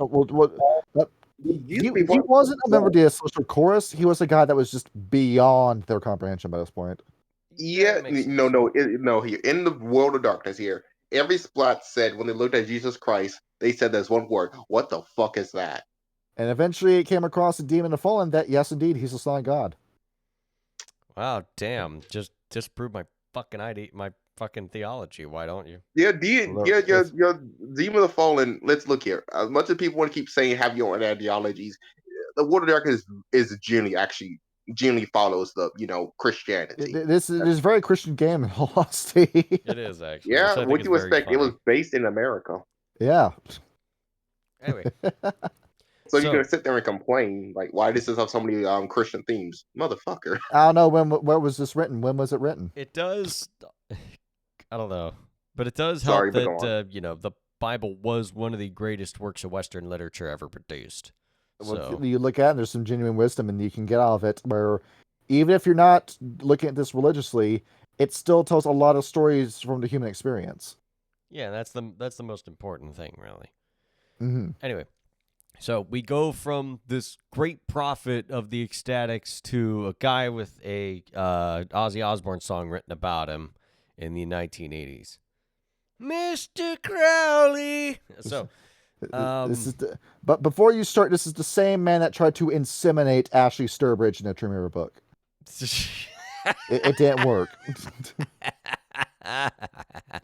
He's a fucking nut. So, Mr. Crowley, he stands as an object lesson for all cultists who would otherwise follow him. He was a brilliant scholar and magician and worked a lot to popularize the darker side of magic, handily rebelled against Victorian morality. Though his single-minded pursuit of power and sensation ultimately congealed in a downward spiral that climaxed in 1947, and the Master Therian seems to epitomize hubris gone mad. That Crowley was awakened is almost indisputable. His influence and wealth, likewise infamous. Some squeamish hermetics were quick to dismiss the dark mystic. Cultists recognized one of their own from the start. He studied tantric magic, used it as a springboard for all of his own ideas, but all of his excess and cruelty, which culminated in a lot of things like, orgies and ritual sacrifice and curses and drug experimentation, would ultimately lead him to, he became what the cultists refer to as Barabi halfway through his career, but maybe the power just went to his head. One virtual adept claims he gave Crowley's termination order during the post-World War II Nefandi cleanup, but nobody knows the truth about that. But ironically, although he supposedly died dissipated, friendless, and broke, his influence lives on long past his death, for better or for worse. His writings and charisma inspired dozens of awakenings and undermined a good deal of established dogma, which is what the Cult of Ecstasy is all about. Still, most cultists will frown on his example. Where, Kyle, I know you're going to strangle me for bringing this up, but no, this actually does play into the episode. All right. What's up? So you know who my obsession is? Your obsession. Oh, Yeah, Ethan Ralph. God. Yes. Damn it. Where that's like the same kind of thing that he was doing, where it's the same sort of like, what I'm bringing up here is like, why I'm bringing him up is that it's an ecstatic gone wrong. Because this is a guy that, he got involved in Gamergate and said, I don't think people should be paying review sites for good reviews. And that, he started slowly getting red pill, talking to the wrong people. Dax Herrera was the guy that set him on the path of destruction. But you could see that he started going from harder stuff where it started off he's like, oh, sure, you're just getting drunk on stream, but you're hollering, you're still doing a good show ultimately. And then you start taking Xanax and mixing it with alcohol during your show. And you get the reputation for the pill streamer, so cross-faded, you have no idea what the fuck you just said when you woke up.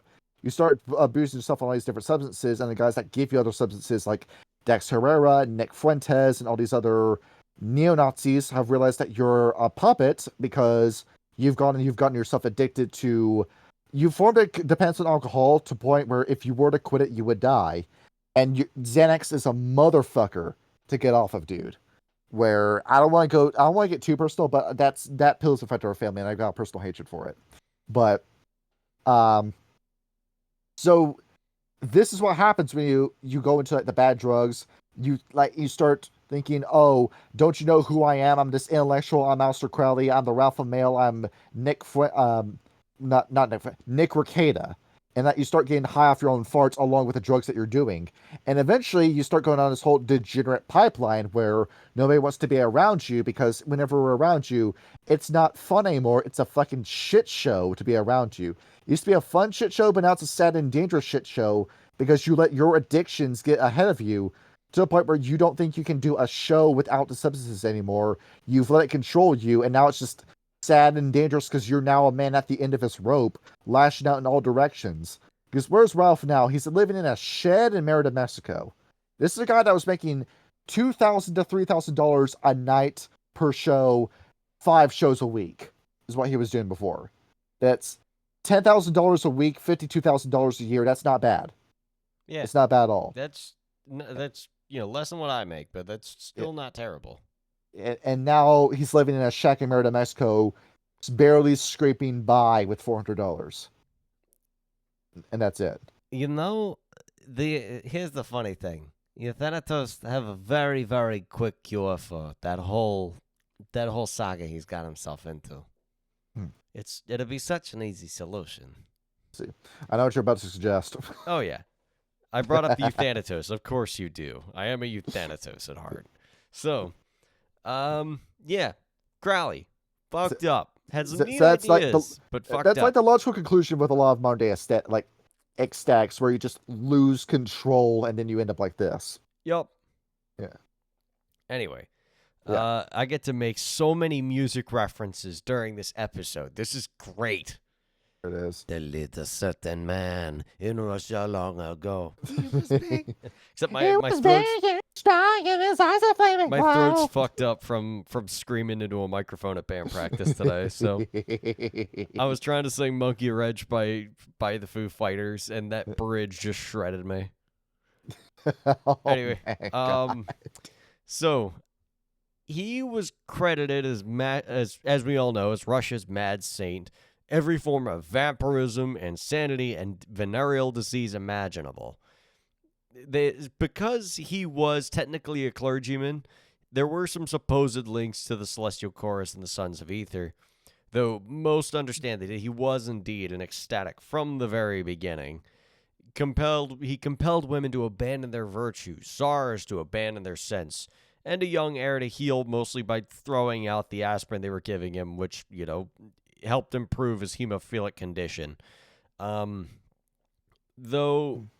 it was far too common to bother relating to anything else, the satanic figure, this supposedly satanic figure, actually led the crusade against the Nefandi in the Romanov court. Though a brief association with Isadora Duncan, who we'll talk about in a minute, actually exposed a ring of the fallen ones in the Romanov court. Though he missed Prince Yusparov, who was an incompetent mage that was revealed by his inability to handle the ecstatic monk. So he summons some outside help, which leads to the weird story of how, they brought Rasputin in, gave him a bunch of poison tea and cakes and a poison bottle of wine, and he just complained about a minor headache. So they shot him in the chest and beat him with a bat, rolled him up into a carpet, put him in the back of a car, dumped him into the river. He got out of the carpet in the river. Bear in mind, this is Russia in January. Yeah. And so he got out of the carpet. They both pulled out their guns and continued to shoot him while he was freezing to death in the river. And they still don't know if they actually got him or not. He probably stepped sideways at some point. He probably did. He had to use all of his time magic to evade that many shots. It's like that one scene from not Goodfellas, was it The Sopranos, where they're chasing the guy through the woods and they keep shooting him in the back and he's just still running away. Yeah. Adrenaline's a hell of a drug, dude. Yeah, it is. The Fallen, but once Rasputin was disposed of, the Fallen quickly reestablished their stranglehold in the Romanova, which would ultimately lead to the fall of the Roman autocracy, and eventually give way to the 2 decades of barbarity that persisted under Lenin and Stalin. And then, well, in the aftermath of all of that, the whereabouts of the Anastasi are secret even to the awakened, and to most ecstatics who knew what he was actually doing behind all of the weird fucked up things he did with the Tsar. He did die a hero of the cultists. It is a very Very nominal hero, but a hero Yes. nonetheless, I suppose. For the ecstatics, for everybody else, no, he was directly responsible for the downfall of the Russian autocracy. And then one Vladimir Lenin and Stalin said, "Hey, buddy, thank you for clearing the way." And they said, "Oh wow, this is great. Let's introduce farming methods that are going to starve millions of people." And then Stalin said, "Well, I want to starve more people, but specifically the Ukrainians." There it is. And they're still doing that today. Yeah, basically, Ukraine can't catch a fucking break, can they? There it is. Give up. Give up. No, don't give up. Just buy your weapons from somebody else. Anyway, Isadora Duncan. She is actually a very important figure in the Cult of Ecstasy. There's a lot to say about her in this book. She was an exotic dancer. She advocated the ecstatic experience in art. Many wonder if her death in 1927 was an accident or an assassination. She was drawn to the dance, but not like the gentle, proper ballet.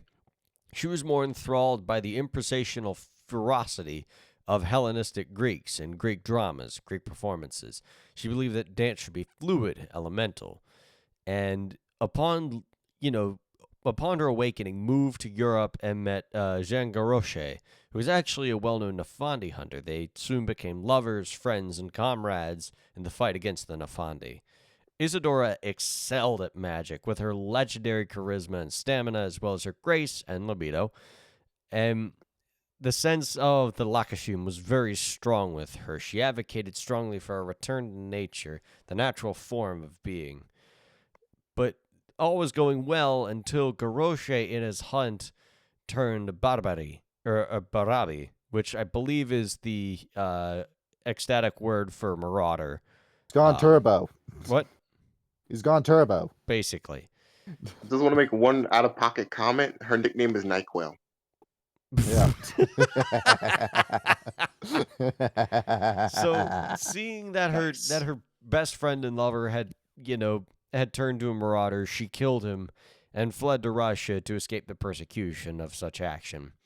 And while in Russia, she met the blooded dancer Nijinsky, Sergei Dagayev, and Rasputin himself. Although the friends of Garochet soon began to take revenge, through their magic, they drowned Duncan's 2 children and their nanny, killed her newborn son, and her success as a dancer in post-war Russia branded her a traitor in Europe. Her school started failing. She turned to drinking. Powers and her success began to decline. And then her husband committed suicide, and she almost did the same. Though, despite her untimely end, where her scarf was wrapped around a car wheel and broke her neck, her teachings revolutionized the face of modern dance and awakened many ecstatics in its wake. Ecstatics nowadays will even weave elaborate scarves to wear in her honor for all that she had given the tradition. Very tragic end to a very beautiful individual. And you just can't catch a break with these guys, right? They just want to make people feel better. No. And now I get to talk about my favorite one in the book. Come on, now touch me, babe. Dun dun dun dun dun dun dun dun. What was the promise that you made? Yes, I'm we get to talk about I'm just Jim trying to go about Morrison. my day, and all of a sudden, "Break On Through" starts playing in the back of my mind. I fucking dude, that's my favorite. That's my favorite. The Doors song is "Break On Through," mostly because it was the intro music to Tony Hawk Underground 2.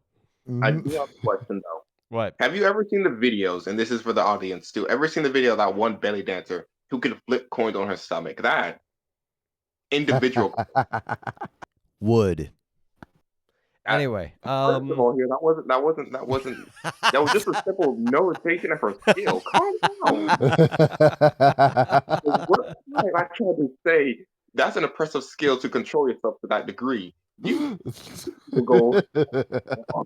Yeah. Anyway, I can't even control myself around Oreos. Jesus Christ. Okay. That being said, Jim Morrison, satyr, poet, visionary, drug addict, rock god, and overall enigma. Jim Morrison represented the best and worst of the Cult of Ecstasy, boiled down to its essence. He was gifted with this uncanny foresight, which he brought into his music to write some of the most intricate and cryptic lyrics of the 1960s. He turned the hippie ideal completely upside down. The arch counterculturist. He awakened without guidance, evolved his art completely by accident, revolved around time and perception, though with the pace of his evolution knew he was doomed from the start. He really didn't realize how big his game was in the ecstatic cult. He never had a mentor. He never took sides in any of the conflicts. Some say it was the syndicate, some say it was his excesses that would lead to his eventual downfall that left the largest tombstone in rock and roll beside Elvis Presley and Jimi Hendrix, which Jimi Hendrix should be in this freaking book too. He should. And there's a picture in this book that looks like him, but I'm not sure if it is him or not. Though it should be. But those elder of the Cult of Ecstasy know that he caught the eye of a character we will talk about shortly, Mariana of Ballador. Was it Mariana of Ballador? Wasn't Jim Morrison arrested after pulling his penis out in a concert in Connecticut? Yes, that is true. Yes. He was arrested for indecent exposure at a concert in Connecticut. He was an exhibitionist. This fucking guy never sings with his shirt on. I mean, the guy from Nevermore does that as well. Yep. Or no, and now we More, have Anthony Kiedis. Anyway, so when Mariana of Ballador saw him, she offered him the chance to escape from this plane and never return. And now Jim Morrison tends to the doors of perception, recalls his stardom with amusement, regret, and contempt. He lives at Ballador, and he's involved in so many ecstatics that all of his escapades involved so many ecstatics. It was their finest hour. The 1960s was the heyday of the Cult of Ecstasy. Though between a mix of technocratic crackdown, paradox, the frailties of cultist doctrine, that time has sadly passed. Rumors are Mick Jagger has awakened, but that has been discredited since. He's still alive. Mick Jagger's still alive. Yep. He's out there with Elvis and Tupac. Yes. And Janis. Let's see what we got here. Fucking Mick Jagger's 81 years old and he's still making music. Yeah, it's kind of insane. I mean, Pete Townsend and Roger Daltrey are as well. And so Kyle, when are we encountering Jim Morrison in your games? It's funny you say that. He said he had something planned next session. Yeah. No, we're not doing that. So yeah, I think this goes ahead and confirms that Nixon was indeed an NWO. That makes sense, or at least the plant. Where, once again, I was saying, why didn't you put Hunter S. Thompson in this book? You had a golden opportunity. Ugh. Oh, well. And he was still alive when this book was written. That's probably why they didn't, now that I think about it. Oh, you fucking But pussies. then again, he probably wouldn't have paid any goddamn attention anyhow. And Probably now probably one of the most important figures in the Cult of Ecstasy, Mariana of Ballador. She is the greatest living ecstatic master, once loved by Lord Byron himself. This Divya commands formidable talents, and also best known for having loads and loads of sex. She was born in Venice in the 1800s, though nobody can really keep track of who she is or what she looks like. Her appearance changes so frequently that even her own friends have a hard time recognizing her. Though, despite being in the Cult of Ecstasy, she does represent a lot more classical ideals of the Cult of Ecstasy. Greek statues, Botticelli nudes, Persian belly dancers. Though occasionally samples, more modern modes of beauty. What's up? God damn it. What? You're not a man, you won't wrestle me butt naked. Oh, yeah. That's the get ephemeris we're not talking about. That's some get ephemeris type shit. That is actually the Black Fury because I think Greece. That's true. That's true. So during her time in the 1800s, before she became a balador, she tended to the best brothels in all of Venice. Though the guild, who we later know as the Technocracy, tried to take her over, and she would do everything within her power to undercut their efforts. Her impressive prophecies in time magic made many friends and saved many lives. During the wars, she would hide refugees in her brothels and keep them safe, and hosted some of Europe's most exclusive getaways in the 1960s. And then, became chief counselor of Ballador Pleasure Dome in 1976. She made free love her entire crusade. She loathes rapists and pederasts. She enforces strongly the code of Ananda, which we talked about earlier. It sponsors a number of fledgling artists while pursuing rumored rapist cults and destroying them. Not to take her friendly and disarming appearance at face value, she is an incredibly intelligent, very talented mage and a very shrewd individual, which is why she is the chief counselor of Ballador. Mm-hmm. This is the archmage of the Cult of Ecstatics right here. It's so far the closest person there is to taking the place of Shazar. Yes, right. Basically.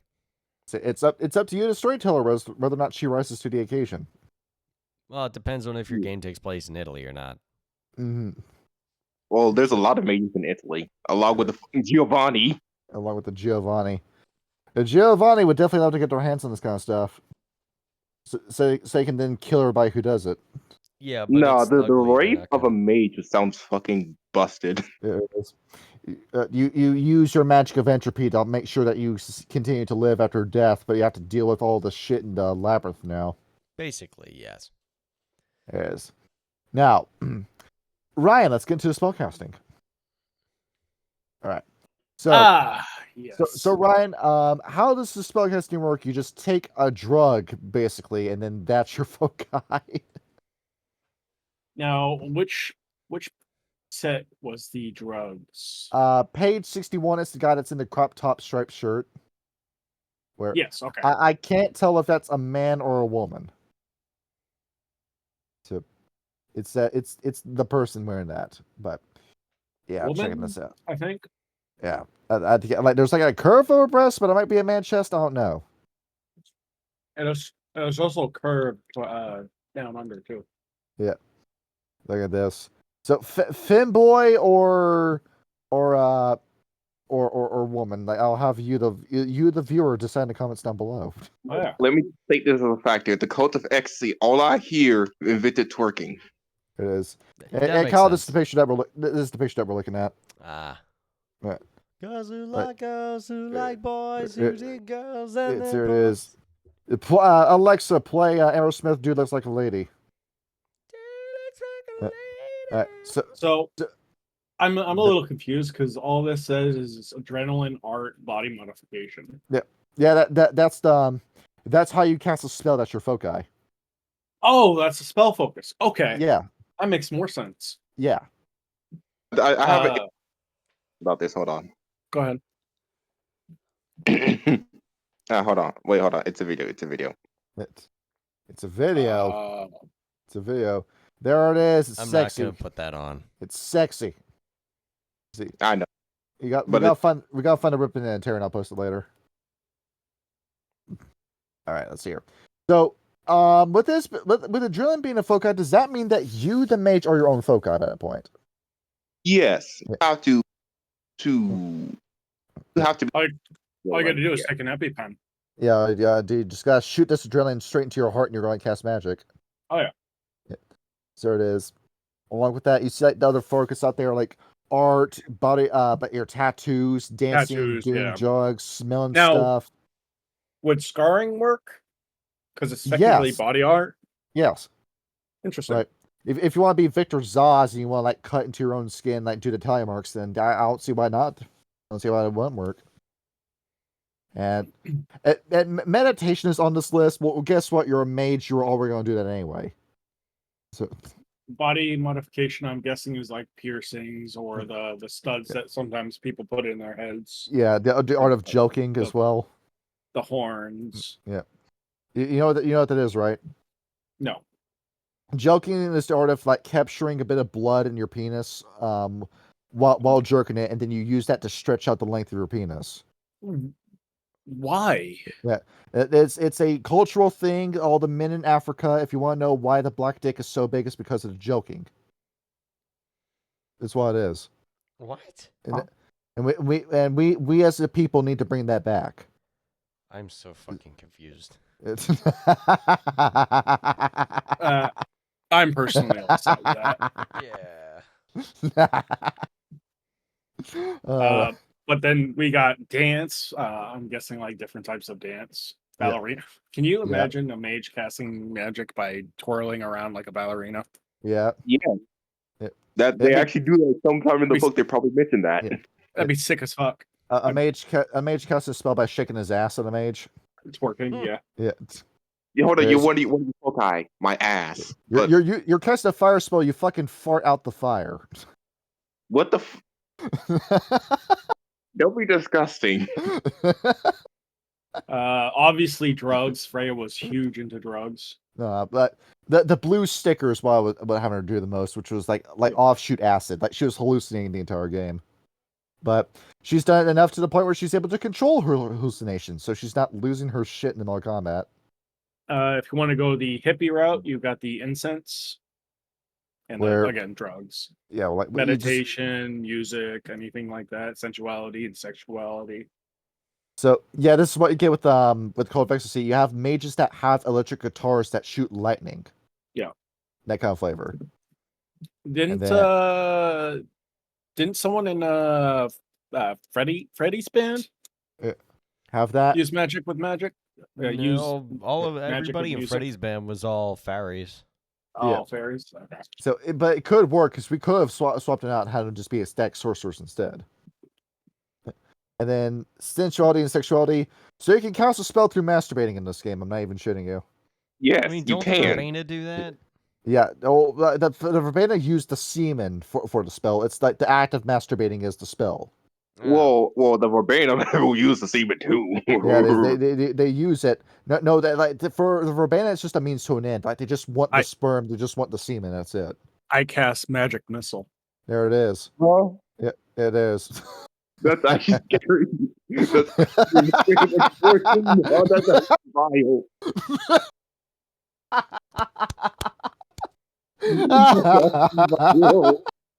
You thought about it, didn't you?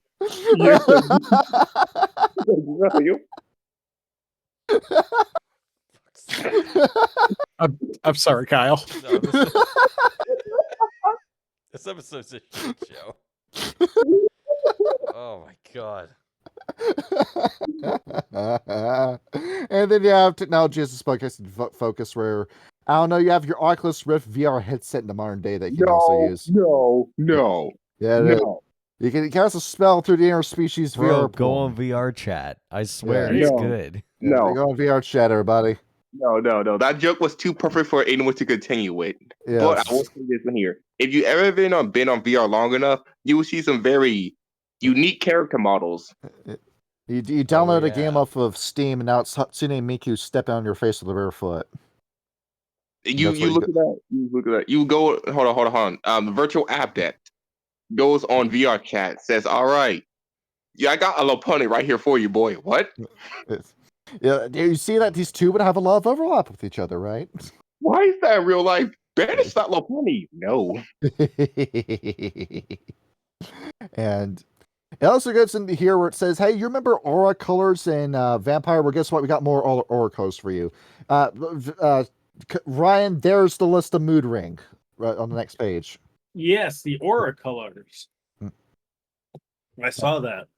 So you got... Kyle, what's your current mood? Mad chillin'. Okay, what color would that be, Ryan? Mad chilling. That would be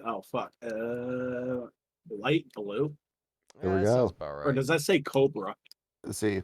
It's Cobra Blue. Let's type in Could what be that looks cobalt. like. It's right under state and oh no, okay. sorry, that's calm. I'm I typed in Cobra Blue. I'm getting pictures of a car. Mad Chillin would be Let's see. not There it is. not any of those. Not any passion. How about I would say calm. Yeah, it sounds. So that would be light blue. Yeah.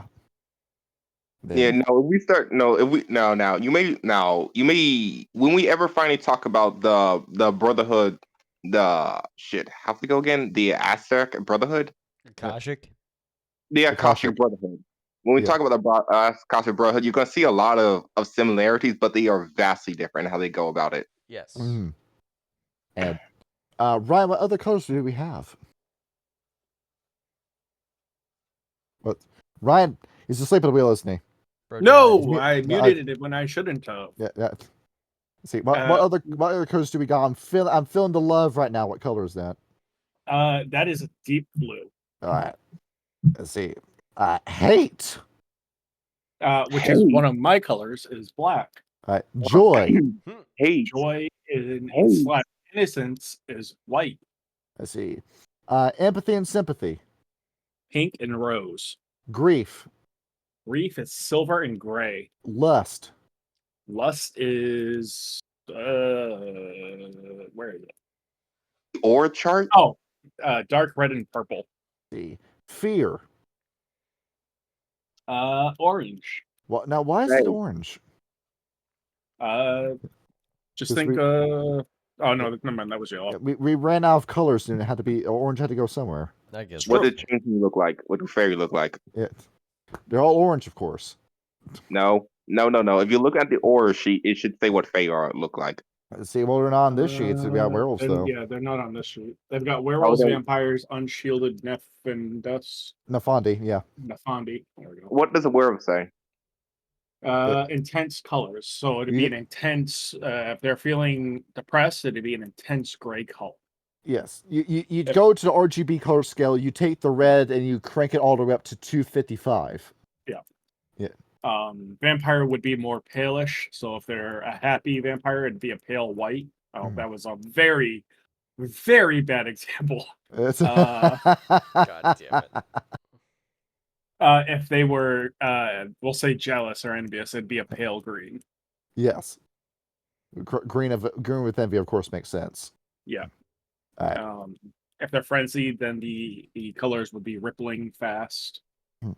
If they were using magic, there would be myriad sparkles in it. From the aura. Yes. Let's see. A psychotic / marauder would be a hypnotic swirling color. Yes. Yeah. You get high just from looking at them. Damn. And now, why is this in the book? Well, it's kind of a roleplay tip. If you're playing a member of the Cult of Ecstasy, have at least 3 levels in empathy at character creation. Yes. Yeah. During that Chicago game, I had what was it? One of the powers for, I think it was Auspex, yes, and it allowed them to see auras, and that's how we were able to tell whether or not someone was lying to us most of the time. Yes. Well, auras just only get to sense your emotions, but because you can see someone's emotions vividly, it's very easy to tell. Yeah, you can read minds to an extent with this. Let's see. Yeah, you have to go like 2 more dots and aspects for you to read someone's mind. Yeah, you do. Yeah. See, the time sense. Actually, there's the first dot of 10 porous allows you to sense when anything happens with time around you. Yeah. Meaning, actually, a true brouhaha will be the bane of a Cult of Ecstasy. Even that they can stop time without paradox. Yeah, and they can sense when somebody moves time around them.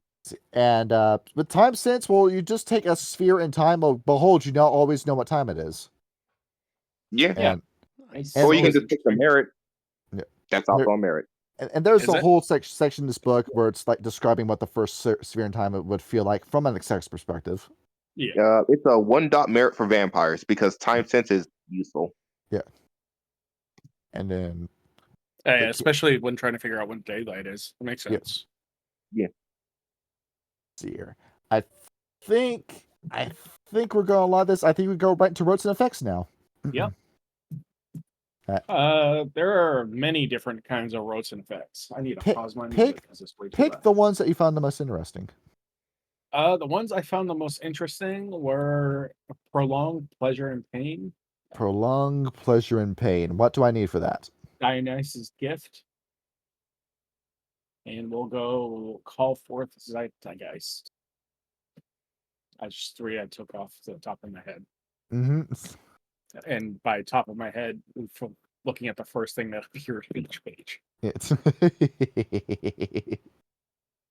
So the prolonged pleasure and pain is a mind 3 time 3. Makes sense. mm-hmm. It's a simple example of a time loop by setting the effect and the motion, often with a kiss, caress, or slap. The cultist can set up a hovering sensation. They use hovering in quotations. Literally the high. Yes. Their subject will feel the next thing the mage does for as long as the magic lasts. No physical effects will linger, but the sensations are all in the subject's head. This can drive sleepers to unparalleled ecstasy or to madness. It is. An act sets the sensation in motion. Time and mind begin to loop, which keeps the feeling at its peak level. An orgasm can last for hours. A whiplash can burn for just as long, depending on how strong the sensation is and how long the effect lasts. They will make a willpower to think of anything else. They would have to make a willpower to think of anything else. Minor touches would be difficulty 4. Intense pleasure or pain will be difficulty 9. Anything else would fall between, really. So you don't want an erection for 4 hours, but Kyle, would you like to have an O that lasts for 4 hours? An No. O? No, like you don't feel like there's not like stuff coming out of you. It's just like your emotional state when you hit the O point. No. What do you mean no? I feel like that would be embarrassing as shit, in all honesty. You just go around in public with an O face. It's fucking terrible. You just go up to a 7-Eleven and say, I want to take a gas. Jesus You got this face. Yeah, can I get a large fries? Hold on, wait. The fucking hold on. The member of Static that looks at the bully that's been bullied them all through high school, takes it one puff. You're gonna be ended up serving the McDonald's, young man. Yeah. No, like imagine that. Like you go to a fucking Mickey D's looking like that. It's insane. Like you're just jizzing in the drive-thru window. And I swear, all of this is for a salad. They called it toss salad for a reason. Oh god. Wait, hold on. The Static with life. My weed supply never ends. It's what it is. They're fucking Cult of Ecstasy is using life suit to make their testicles bigger. What? Yes. Don't you dare bring in the jail crystals. Yes. I know what you're referring to. What? And this man over here has the balls to call me the horny one over here. There it is. I'm being creative with mine. Now, All right. Now, in all seriousness, with this power, there is a creative application for it. Where Kyle, once again, I'm asking you to watch JoJo's Bizarre Adventure, but there's like in one of the books, there's 3 books. In Seamus Purple Haze, there's a guy in it, Vladimir Kokaki, where that's his power. He's able to lock sensations into place. Now that sounds useless until I tell you what he does with it. And when he's fighting Fugo in that story, Fugo trips down the stairs. He locks that feeling of Fugo falling in place so he can never regain his balance. He's fighting someone where they doubt for a second that they can beat them. They lock that feeling of doubt in their minds, so they're second guessing the entire fight, and of course, inevitably lose. It basically has like Siddhartha's ability in our Appalachia game, Mind Speak. Yes. You just Where- implant a Yes. thought in somebody and it's there. And then you lock it into place. That's kind of cool, actually. There it is. So it's a power that you can do a lot of creative applications with. So the next one that I chose was Dionysus' Gift. There's a reason I chose that one. One, because it was right there when I looked at it. And two, Well, thank you. It's so nice to know that you still think about me, Grim. obviously, because the Bacchus was a huge thing in one of our campaigns. See, well, like, yes. got it. But tell me about the gift I got you. It's a really nice gift, isn't it? It's decent. It's the god of wine, women, and song. Was also an accomplished shape changer and transmuter. They escaped capture by turning pirates into dolphins, and himself into a lion, and often changed those who offended him into animals or plants. Something. You know what happened to your plant friend? There we go.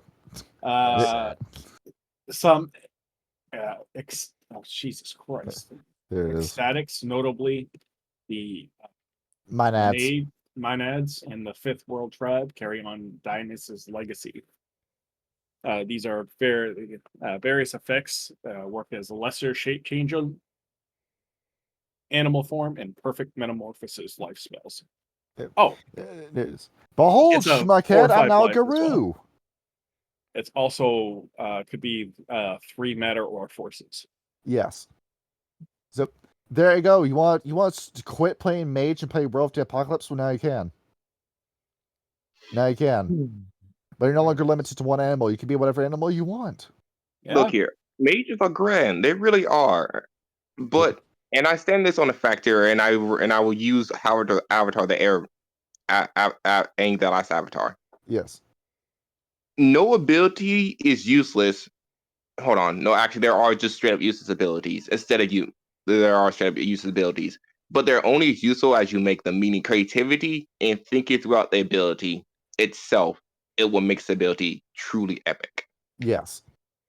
That's what you have to be as a mage. You have to think how you want to use your abilities. This is why I'm not trying to dunk on anyone, but to actually enjoy a mage game, you have to be creative for what you want. You gotta think about this. You can't just go into this with the D&D mindset of I do the thing and I do the thing for every combat encounter. You have to think things through when you do Mage.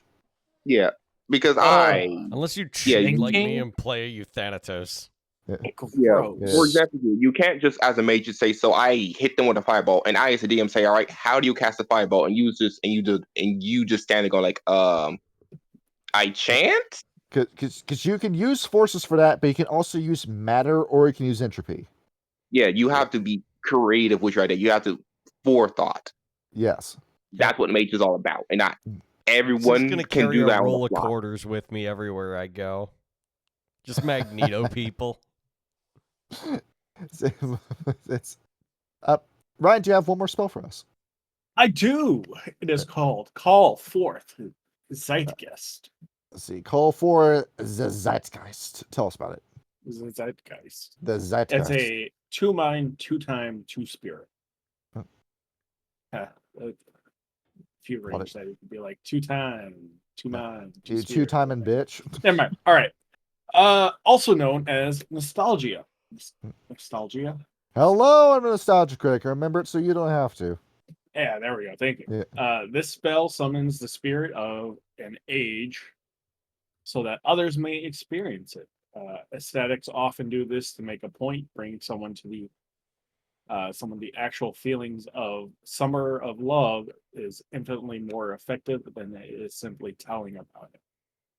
It helps to be near some relic or location tied to the age when summoning its spirit. The burning times may be evoked more easily and more coincidentally in a Nuremberg dungeon than in a field in Kansas. In a neutral place such as a library, no modifiers apply. Using a place or a thing that's actually tied to the times lower the difficulty by 1, kind of like a node. Yes. or perhaps more invoking the guys in a completely unrelated place raises the difficulty the same way. Mhm. I was stupid and closed all the. Oh Is it this one? no! Oh no! Most of the guys wash across the sea where they were summoned, touching all the people all the people there with a brief sense of what it must have been like, then fade away. Four successes or more should bring the spirit in a more active form.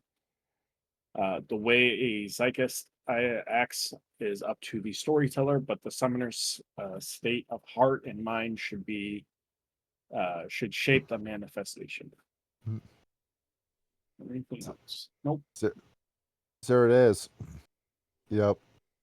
Now, if you want to say, man, I wish it was like to know about those people. Well, now you can. You just summon the thoughts directly to your mind and get to experience the feeling. Easy. There it is. You want to know what it was like to listen to MF Doom for the first time? Well, here it is. I mean, that was pretty grand when I did. Not gonna lie. Yeah, Kyle, where were you when you first saw Chris Crocker crying about leaving Brittany alone? Oh, no, I not that. was watching Meet the Spartans. No. Jesus Christ. I was watching Meet the Spartans, and then the fat guy from Borat who was playing Xerxes went, he found the Allspark, and he turned into Xerxes Tron, equipped with advanced alien technology, and then played the video. And then Leonidas Professor, we have the "He's a technology. god king." And then he ran out of cord, and he unplugged himself and fell on the Spartans and killed them. That was a classic movie. You'll meet the Spartans. I love that movie. I watched that movie so much when I was in middle school. Let's see what it is. And shall we end the episode of relationships? May Yes. as well, yeah. I haven't gotten to do that, so may as well do that real quick. So this Let's book do was weird with how it structured it. Like we said, they structured it more like a dialogue, which I thought the topic of it was actually really funny. That's kind of what I liked about it. Yes. Where it's these two characters who are hermetic mages, or not hermetic, ecstatic mages, Kyle and Leanne, and they're all just lighting one up, having a talk, and then Leanne, had a interesting. It says, "Now I've been thinking about this little theory I have about the traditions for a while. My theory is this. Each tradition and faction of mages can be summed up by a bumper sticker slogan." And Kyle's like, "No, you don't know what the fuck's going on." She's like, "No, seriously, hear me out. See, bumper stickers are catchy, easily remembered, and they convey a lot of information without using a lot of words. It's quite effective. I guarantee you, someone from another tradition, I guarantee you, tell someone from another tradition my bumper sticker slogans, and they will remember it. Hell, it might even influence their own beliefs and actions. That's the nature of the beast. It gets in your psyche and sits, lies dormant, and the next day you wake up, and the whole time you get in the shower in the morning, you have some silly phrase repeating in the back of your mind over and over again. Great stuff." All right, I see your point. So what's your bumper sticker on the virtual adepts? Save the world, throw away your cell phones. So the virtual adepts, it's magic, I guess, but it works. What's cool about it is it works in the illusion of the world, which helps prevent against paradox. Though the virtual adepts do seem to actually want to help humanity, similar to the ecstatics, and this wisdom has to, of course, be disseminated by the masses. But nothing holy or great should be kept under this many wraps. They move past the shadowy They need to move past the shadowy illusions of the physical realm. But all that would mean for the virtual adepts is trading the physical realm for the digital realm, which is just trading one illusion for another. Though somewhere down the line, they're good, and I mean way down the line, against the technocrats and the Sons of Ethers. They might be on top, but it's gonna be tight to see. So they've got an idea of helping humanity, but the ecstatics are not sure that digital is really the way to go. Yeah. Pretty simple. You can simulate the relationship, the experience with the computer, but it's not the real thing, though, is it? It is. I Not. can't. There's I ass can't on jack this off to brain. these images. Hope I don't have get to jack copy off strike to for real things. You can either get the VR girlfriend or the real girlfriend. Which one do you want? I'm sorry. I couldn't am help myself. maidenless in both physical and digital dimensions. Kyle Wait, has hold yet on. to create a character AI account. Yeah, that's sad. Hold on. Wait, hold on. I no longer wish to be horny. I wish to be I happy. only wish to be happy. That's what it is. Yes. The Etherites. He who dies with the most toys still dies. The Etherites are firmly entrenched in the here and now with a heaping help of nostalgia for good measure. They seek virtue in the quest for pure imagination, which is virtuous in of itself, though their methods of doing so become so ritualized and so defined in this impotent dream realm that's been anchored by machines that it really doesn't make any much of a difference. And also they have time machines, which is kind of cool. Cool. Yeah. Yeah.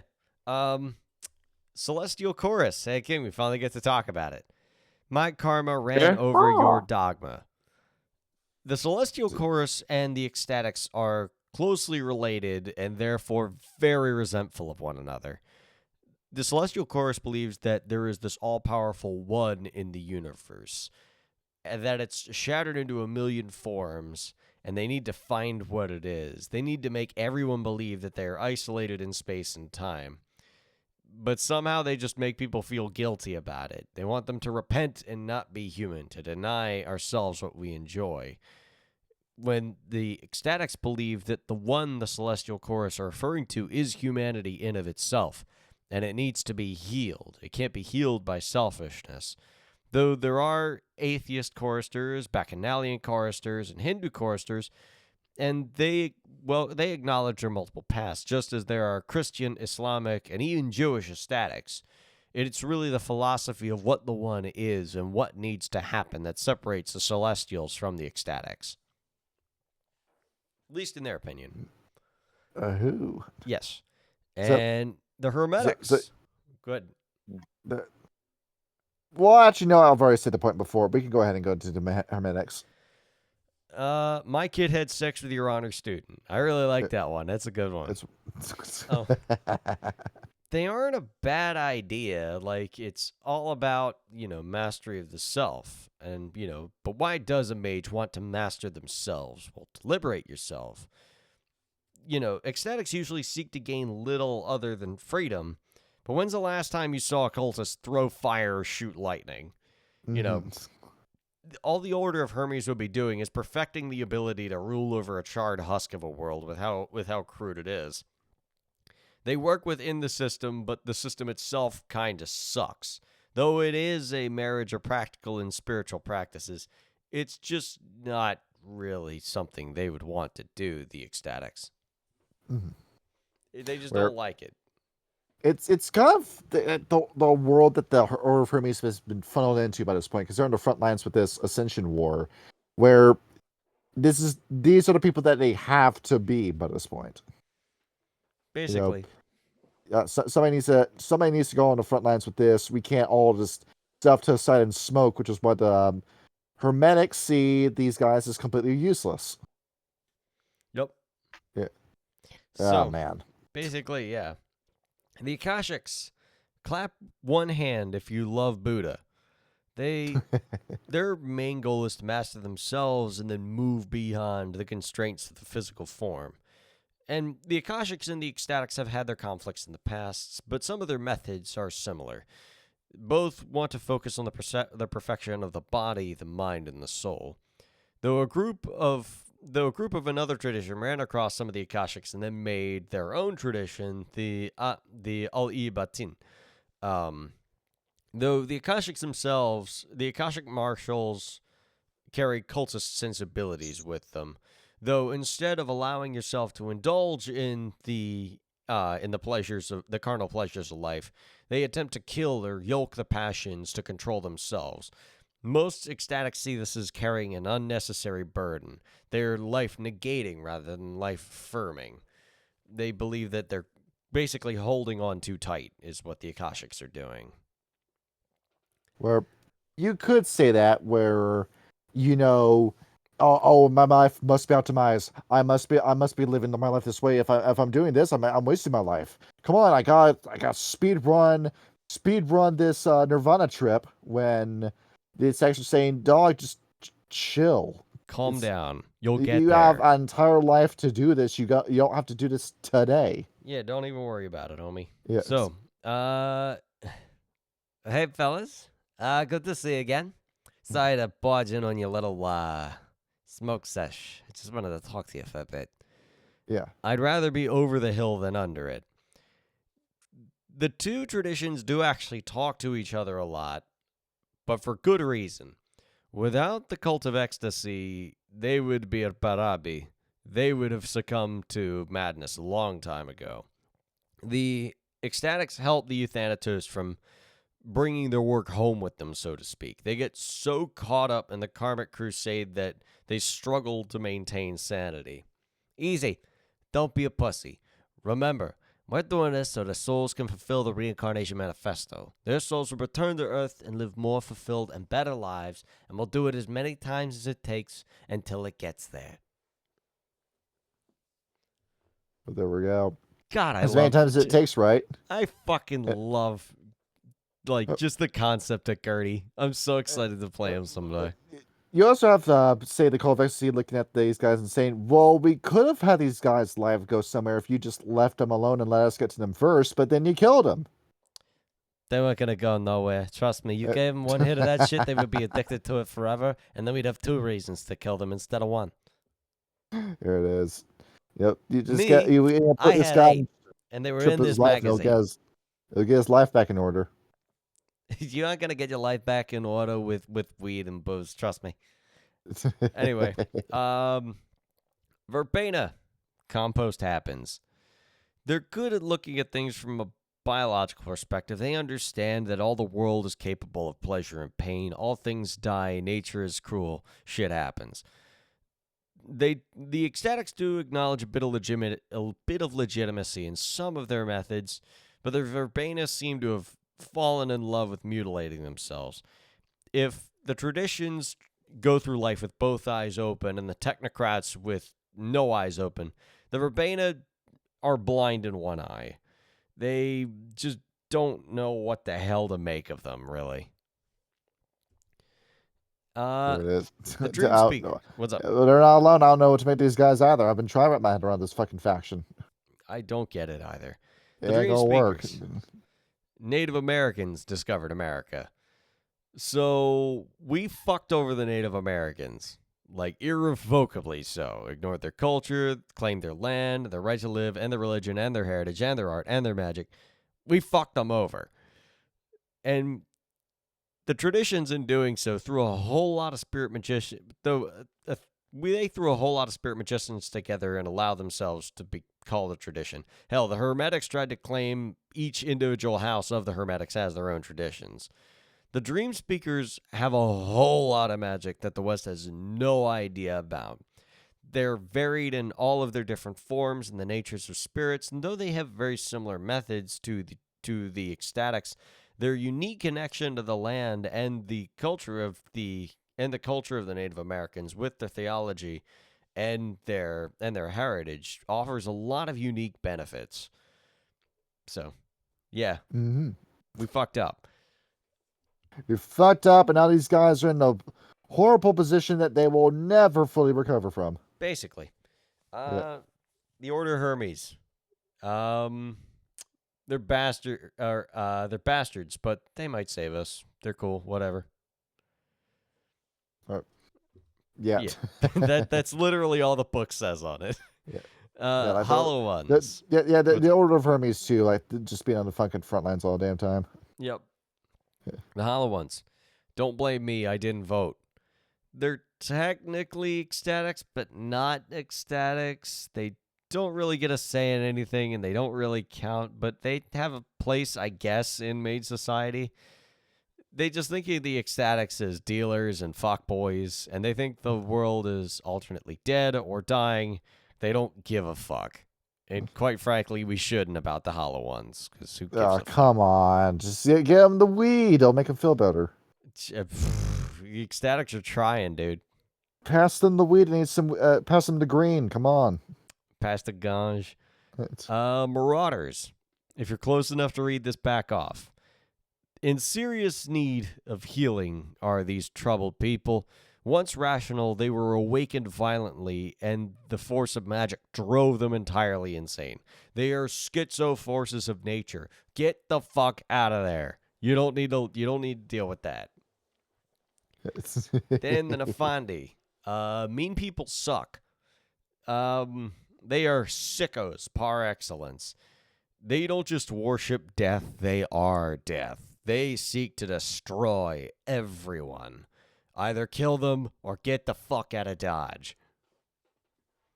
Can't reason with that shit, man. Basically. And then finally, the technocrats. Flying saucers are real, the Air Force doesn't exist. It's honestly just fun to break their barriers and rebel and rage against the machine and stick it to the man. But the man is only a symptom of the machine itself. The technocrats are blindness given a form, and they are looking to gouge out your eyes and everyone's eyes as soon as they're able to open them. They want you to live a comfortable life, never think about who you are, never always settle for the lowest common denominator, just work a shitty job that you hate for the rest of your life, and then die in obscurity. Never try for anything more than what is guaranteed. The death of a salesman is technocrat propaganda. The Void Engineers are cool, though. And I know you kept saying just to an me, average Johnny, Joe, for the and that's all you're ever going to be. You know, not every man becomes a great man. But we all have the potential, and unless we try, we never fully know. And that's why we need to try. That's what it is. You just keep living, and you know what? Maybe you'll not get to that kind of point, but you'll mean somebody to somewhere. You'll mean somebody. You'll mean something to somebody. Yeah. That's the thing. And fuck the technocrats. But yeah, These Void evil Engineers bastards. are cool. They're explorers, but misdirected. They just keep trying to climb over hills that are far insurmountable. And they're filling a void by just running away, is what they're doing. So, what's odd is this book, to my knowledge, doesn't bring up anything about vampires, werewolves, or fairies, or wraiths, to my knowledge. There's like a little section about vampires and werewolves, and it doesn't say anything that we don't already know about most people's responses to this. Vampires are creepy. Don't get embraced. Werewolves are scary, but this one's very specific faction is cool. I think there might be a missed opportunity to talk about just how delicious Vampire Vitae is.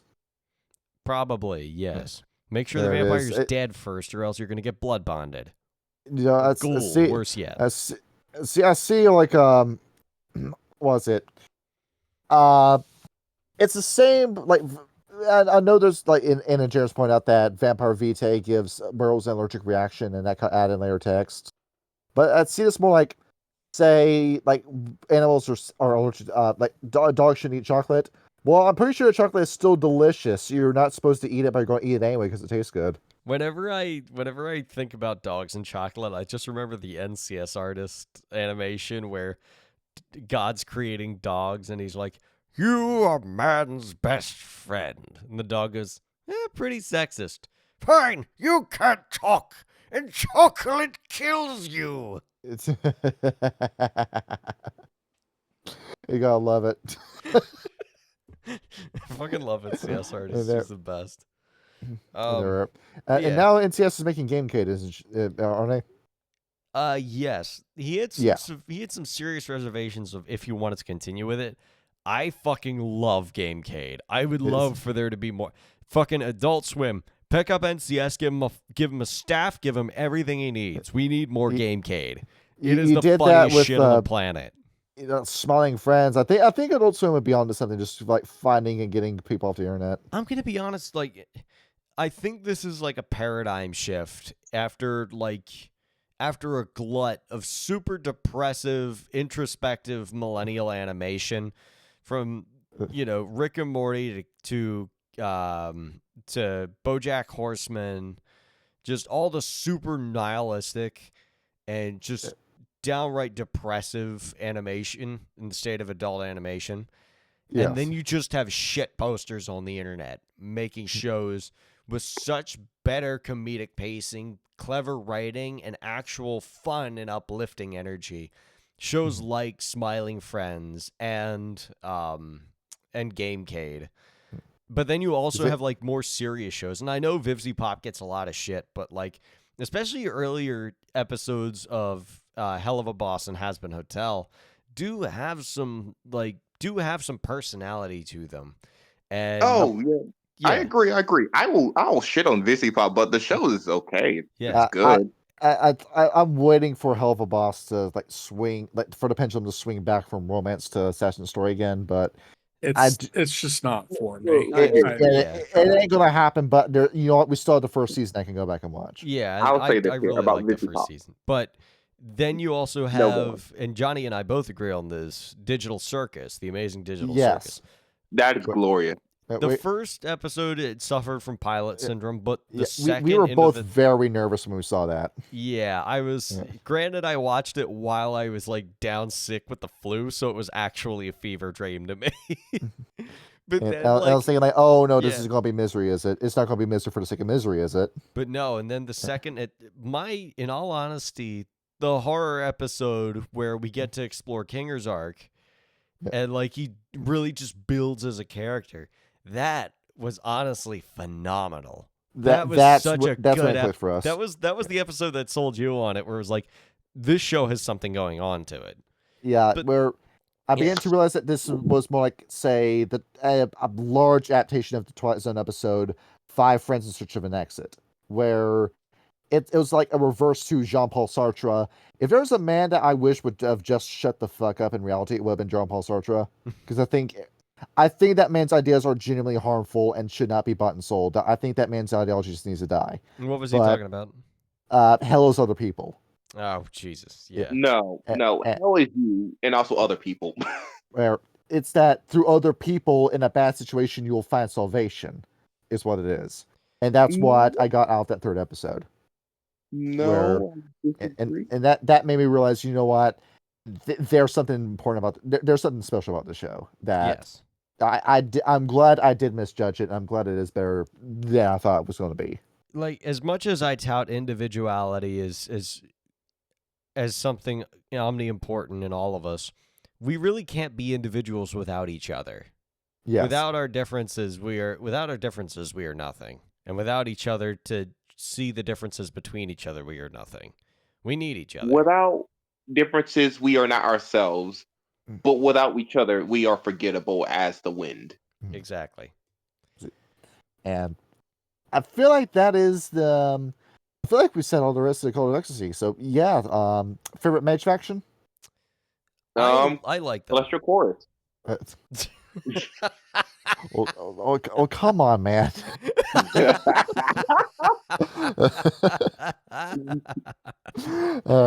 And for you, I know it's going to be Thanatos Ride or Die, but this, out of all traditions, this one is my favorite. This would be the one that I identify with the most. I like the Euthanatos just because I've already mapped out Gershwin as a character, and I'm really excited to play as him, just because I just want to play as a jackass for once. I play a lot of heroes. Gershwin is a jackass.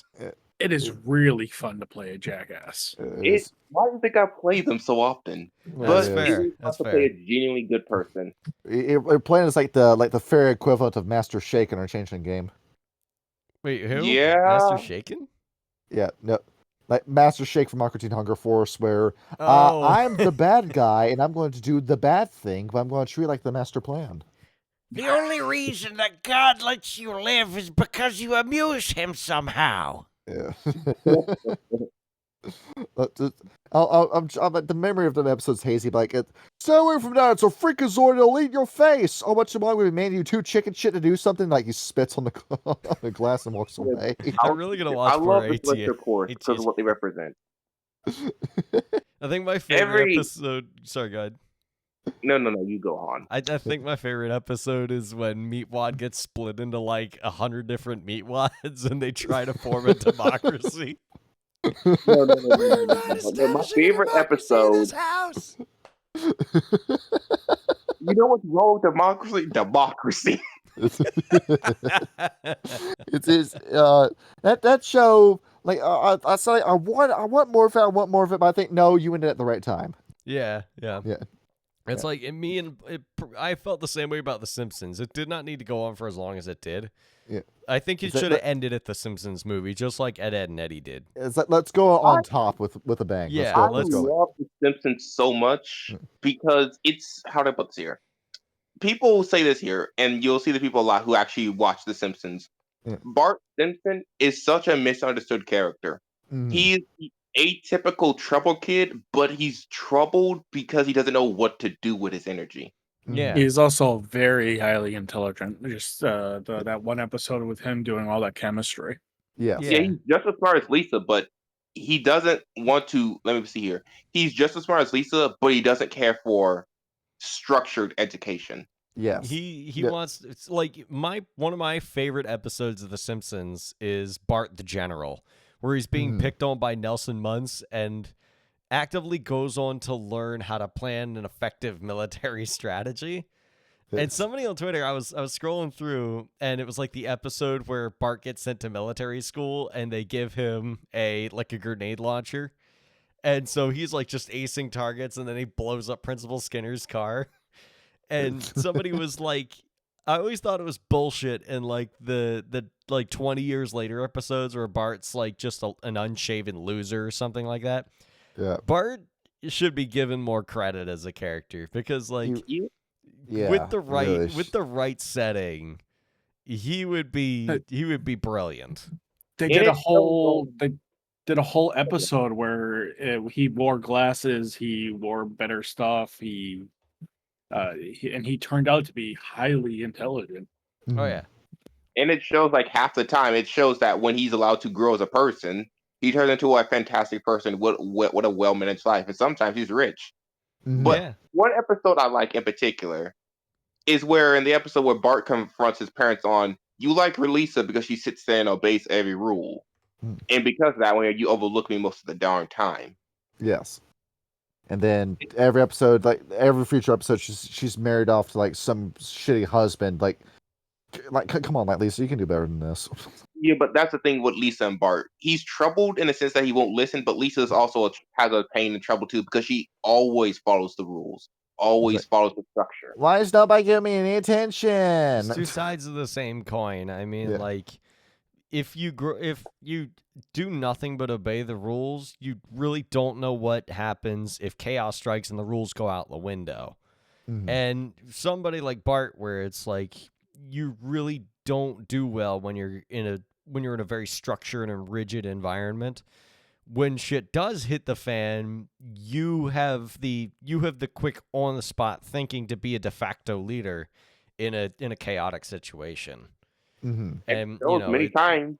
they are probably some of the most well-written siblings in all of television, in all honesty. Yeah. And it shows they very much so, well, they're like a functional Family Guy. It shows at the end of the day, the family actually loves each other.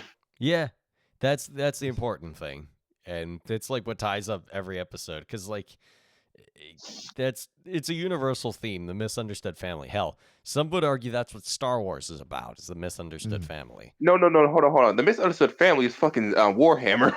Okay. You had I don't- 18 children and you loved none of them. Well, he loves some of them. Yeah. Either way, Uh, yeah. Dad, am I your favorite? Oh no, I cover all my children equally. He looks over at Sanguinius. It's you and by a lot. But to be fair, Sanguinius he was such a good character. He had 100,000 cannibalistic mutants, and he looked at the world of Ball and he said, "I can work with this." And he does. Yeah. He And there we just go. does it. I that's a wrap. We're done. Yep. All right. Play Cult of I love Ecstasy. They're Mage. fun. Yeah. I can't wait for the Celestial Chorus episode. I get to fucking go Hellfire Brimstone. What was Alright. that? Oh yeah, what was the name of the bad guy from the Hunchback of Notre Dame? Oh, Father. What? Yeah, Judge Frollo. Yeah, Judge Frollo. That's Yeah. gonna be King in the Celestial Chorus episode. Oh, you're forced. First of all, no. No, I would never play an evil celestial course. How dare you? Yeah, never play a hair sniffing Joe Biden type. Well, actually, I might play an evil celestial course, but I'll say this here: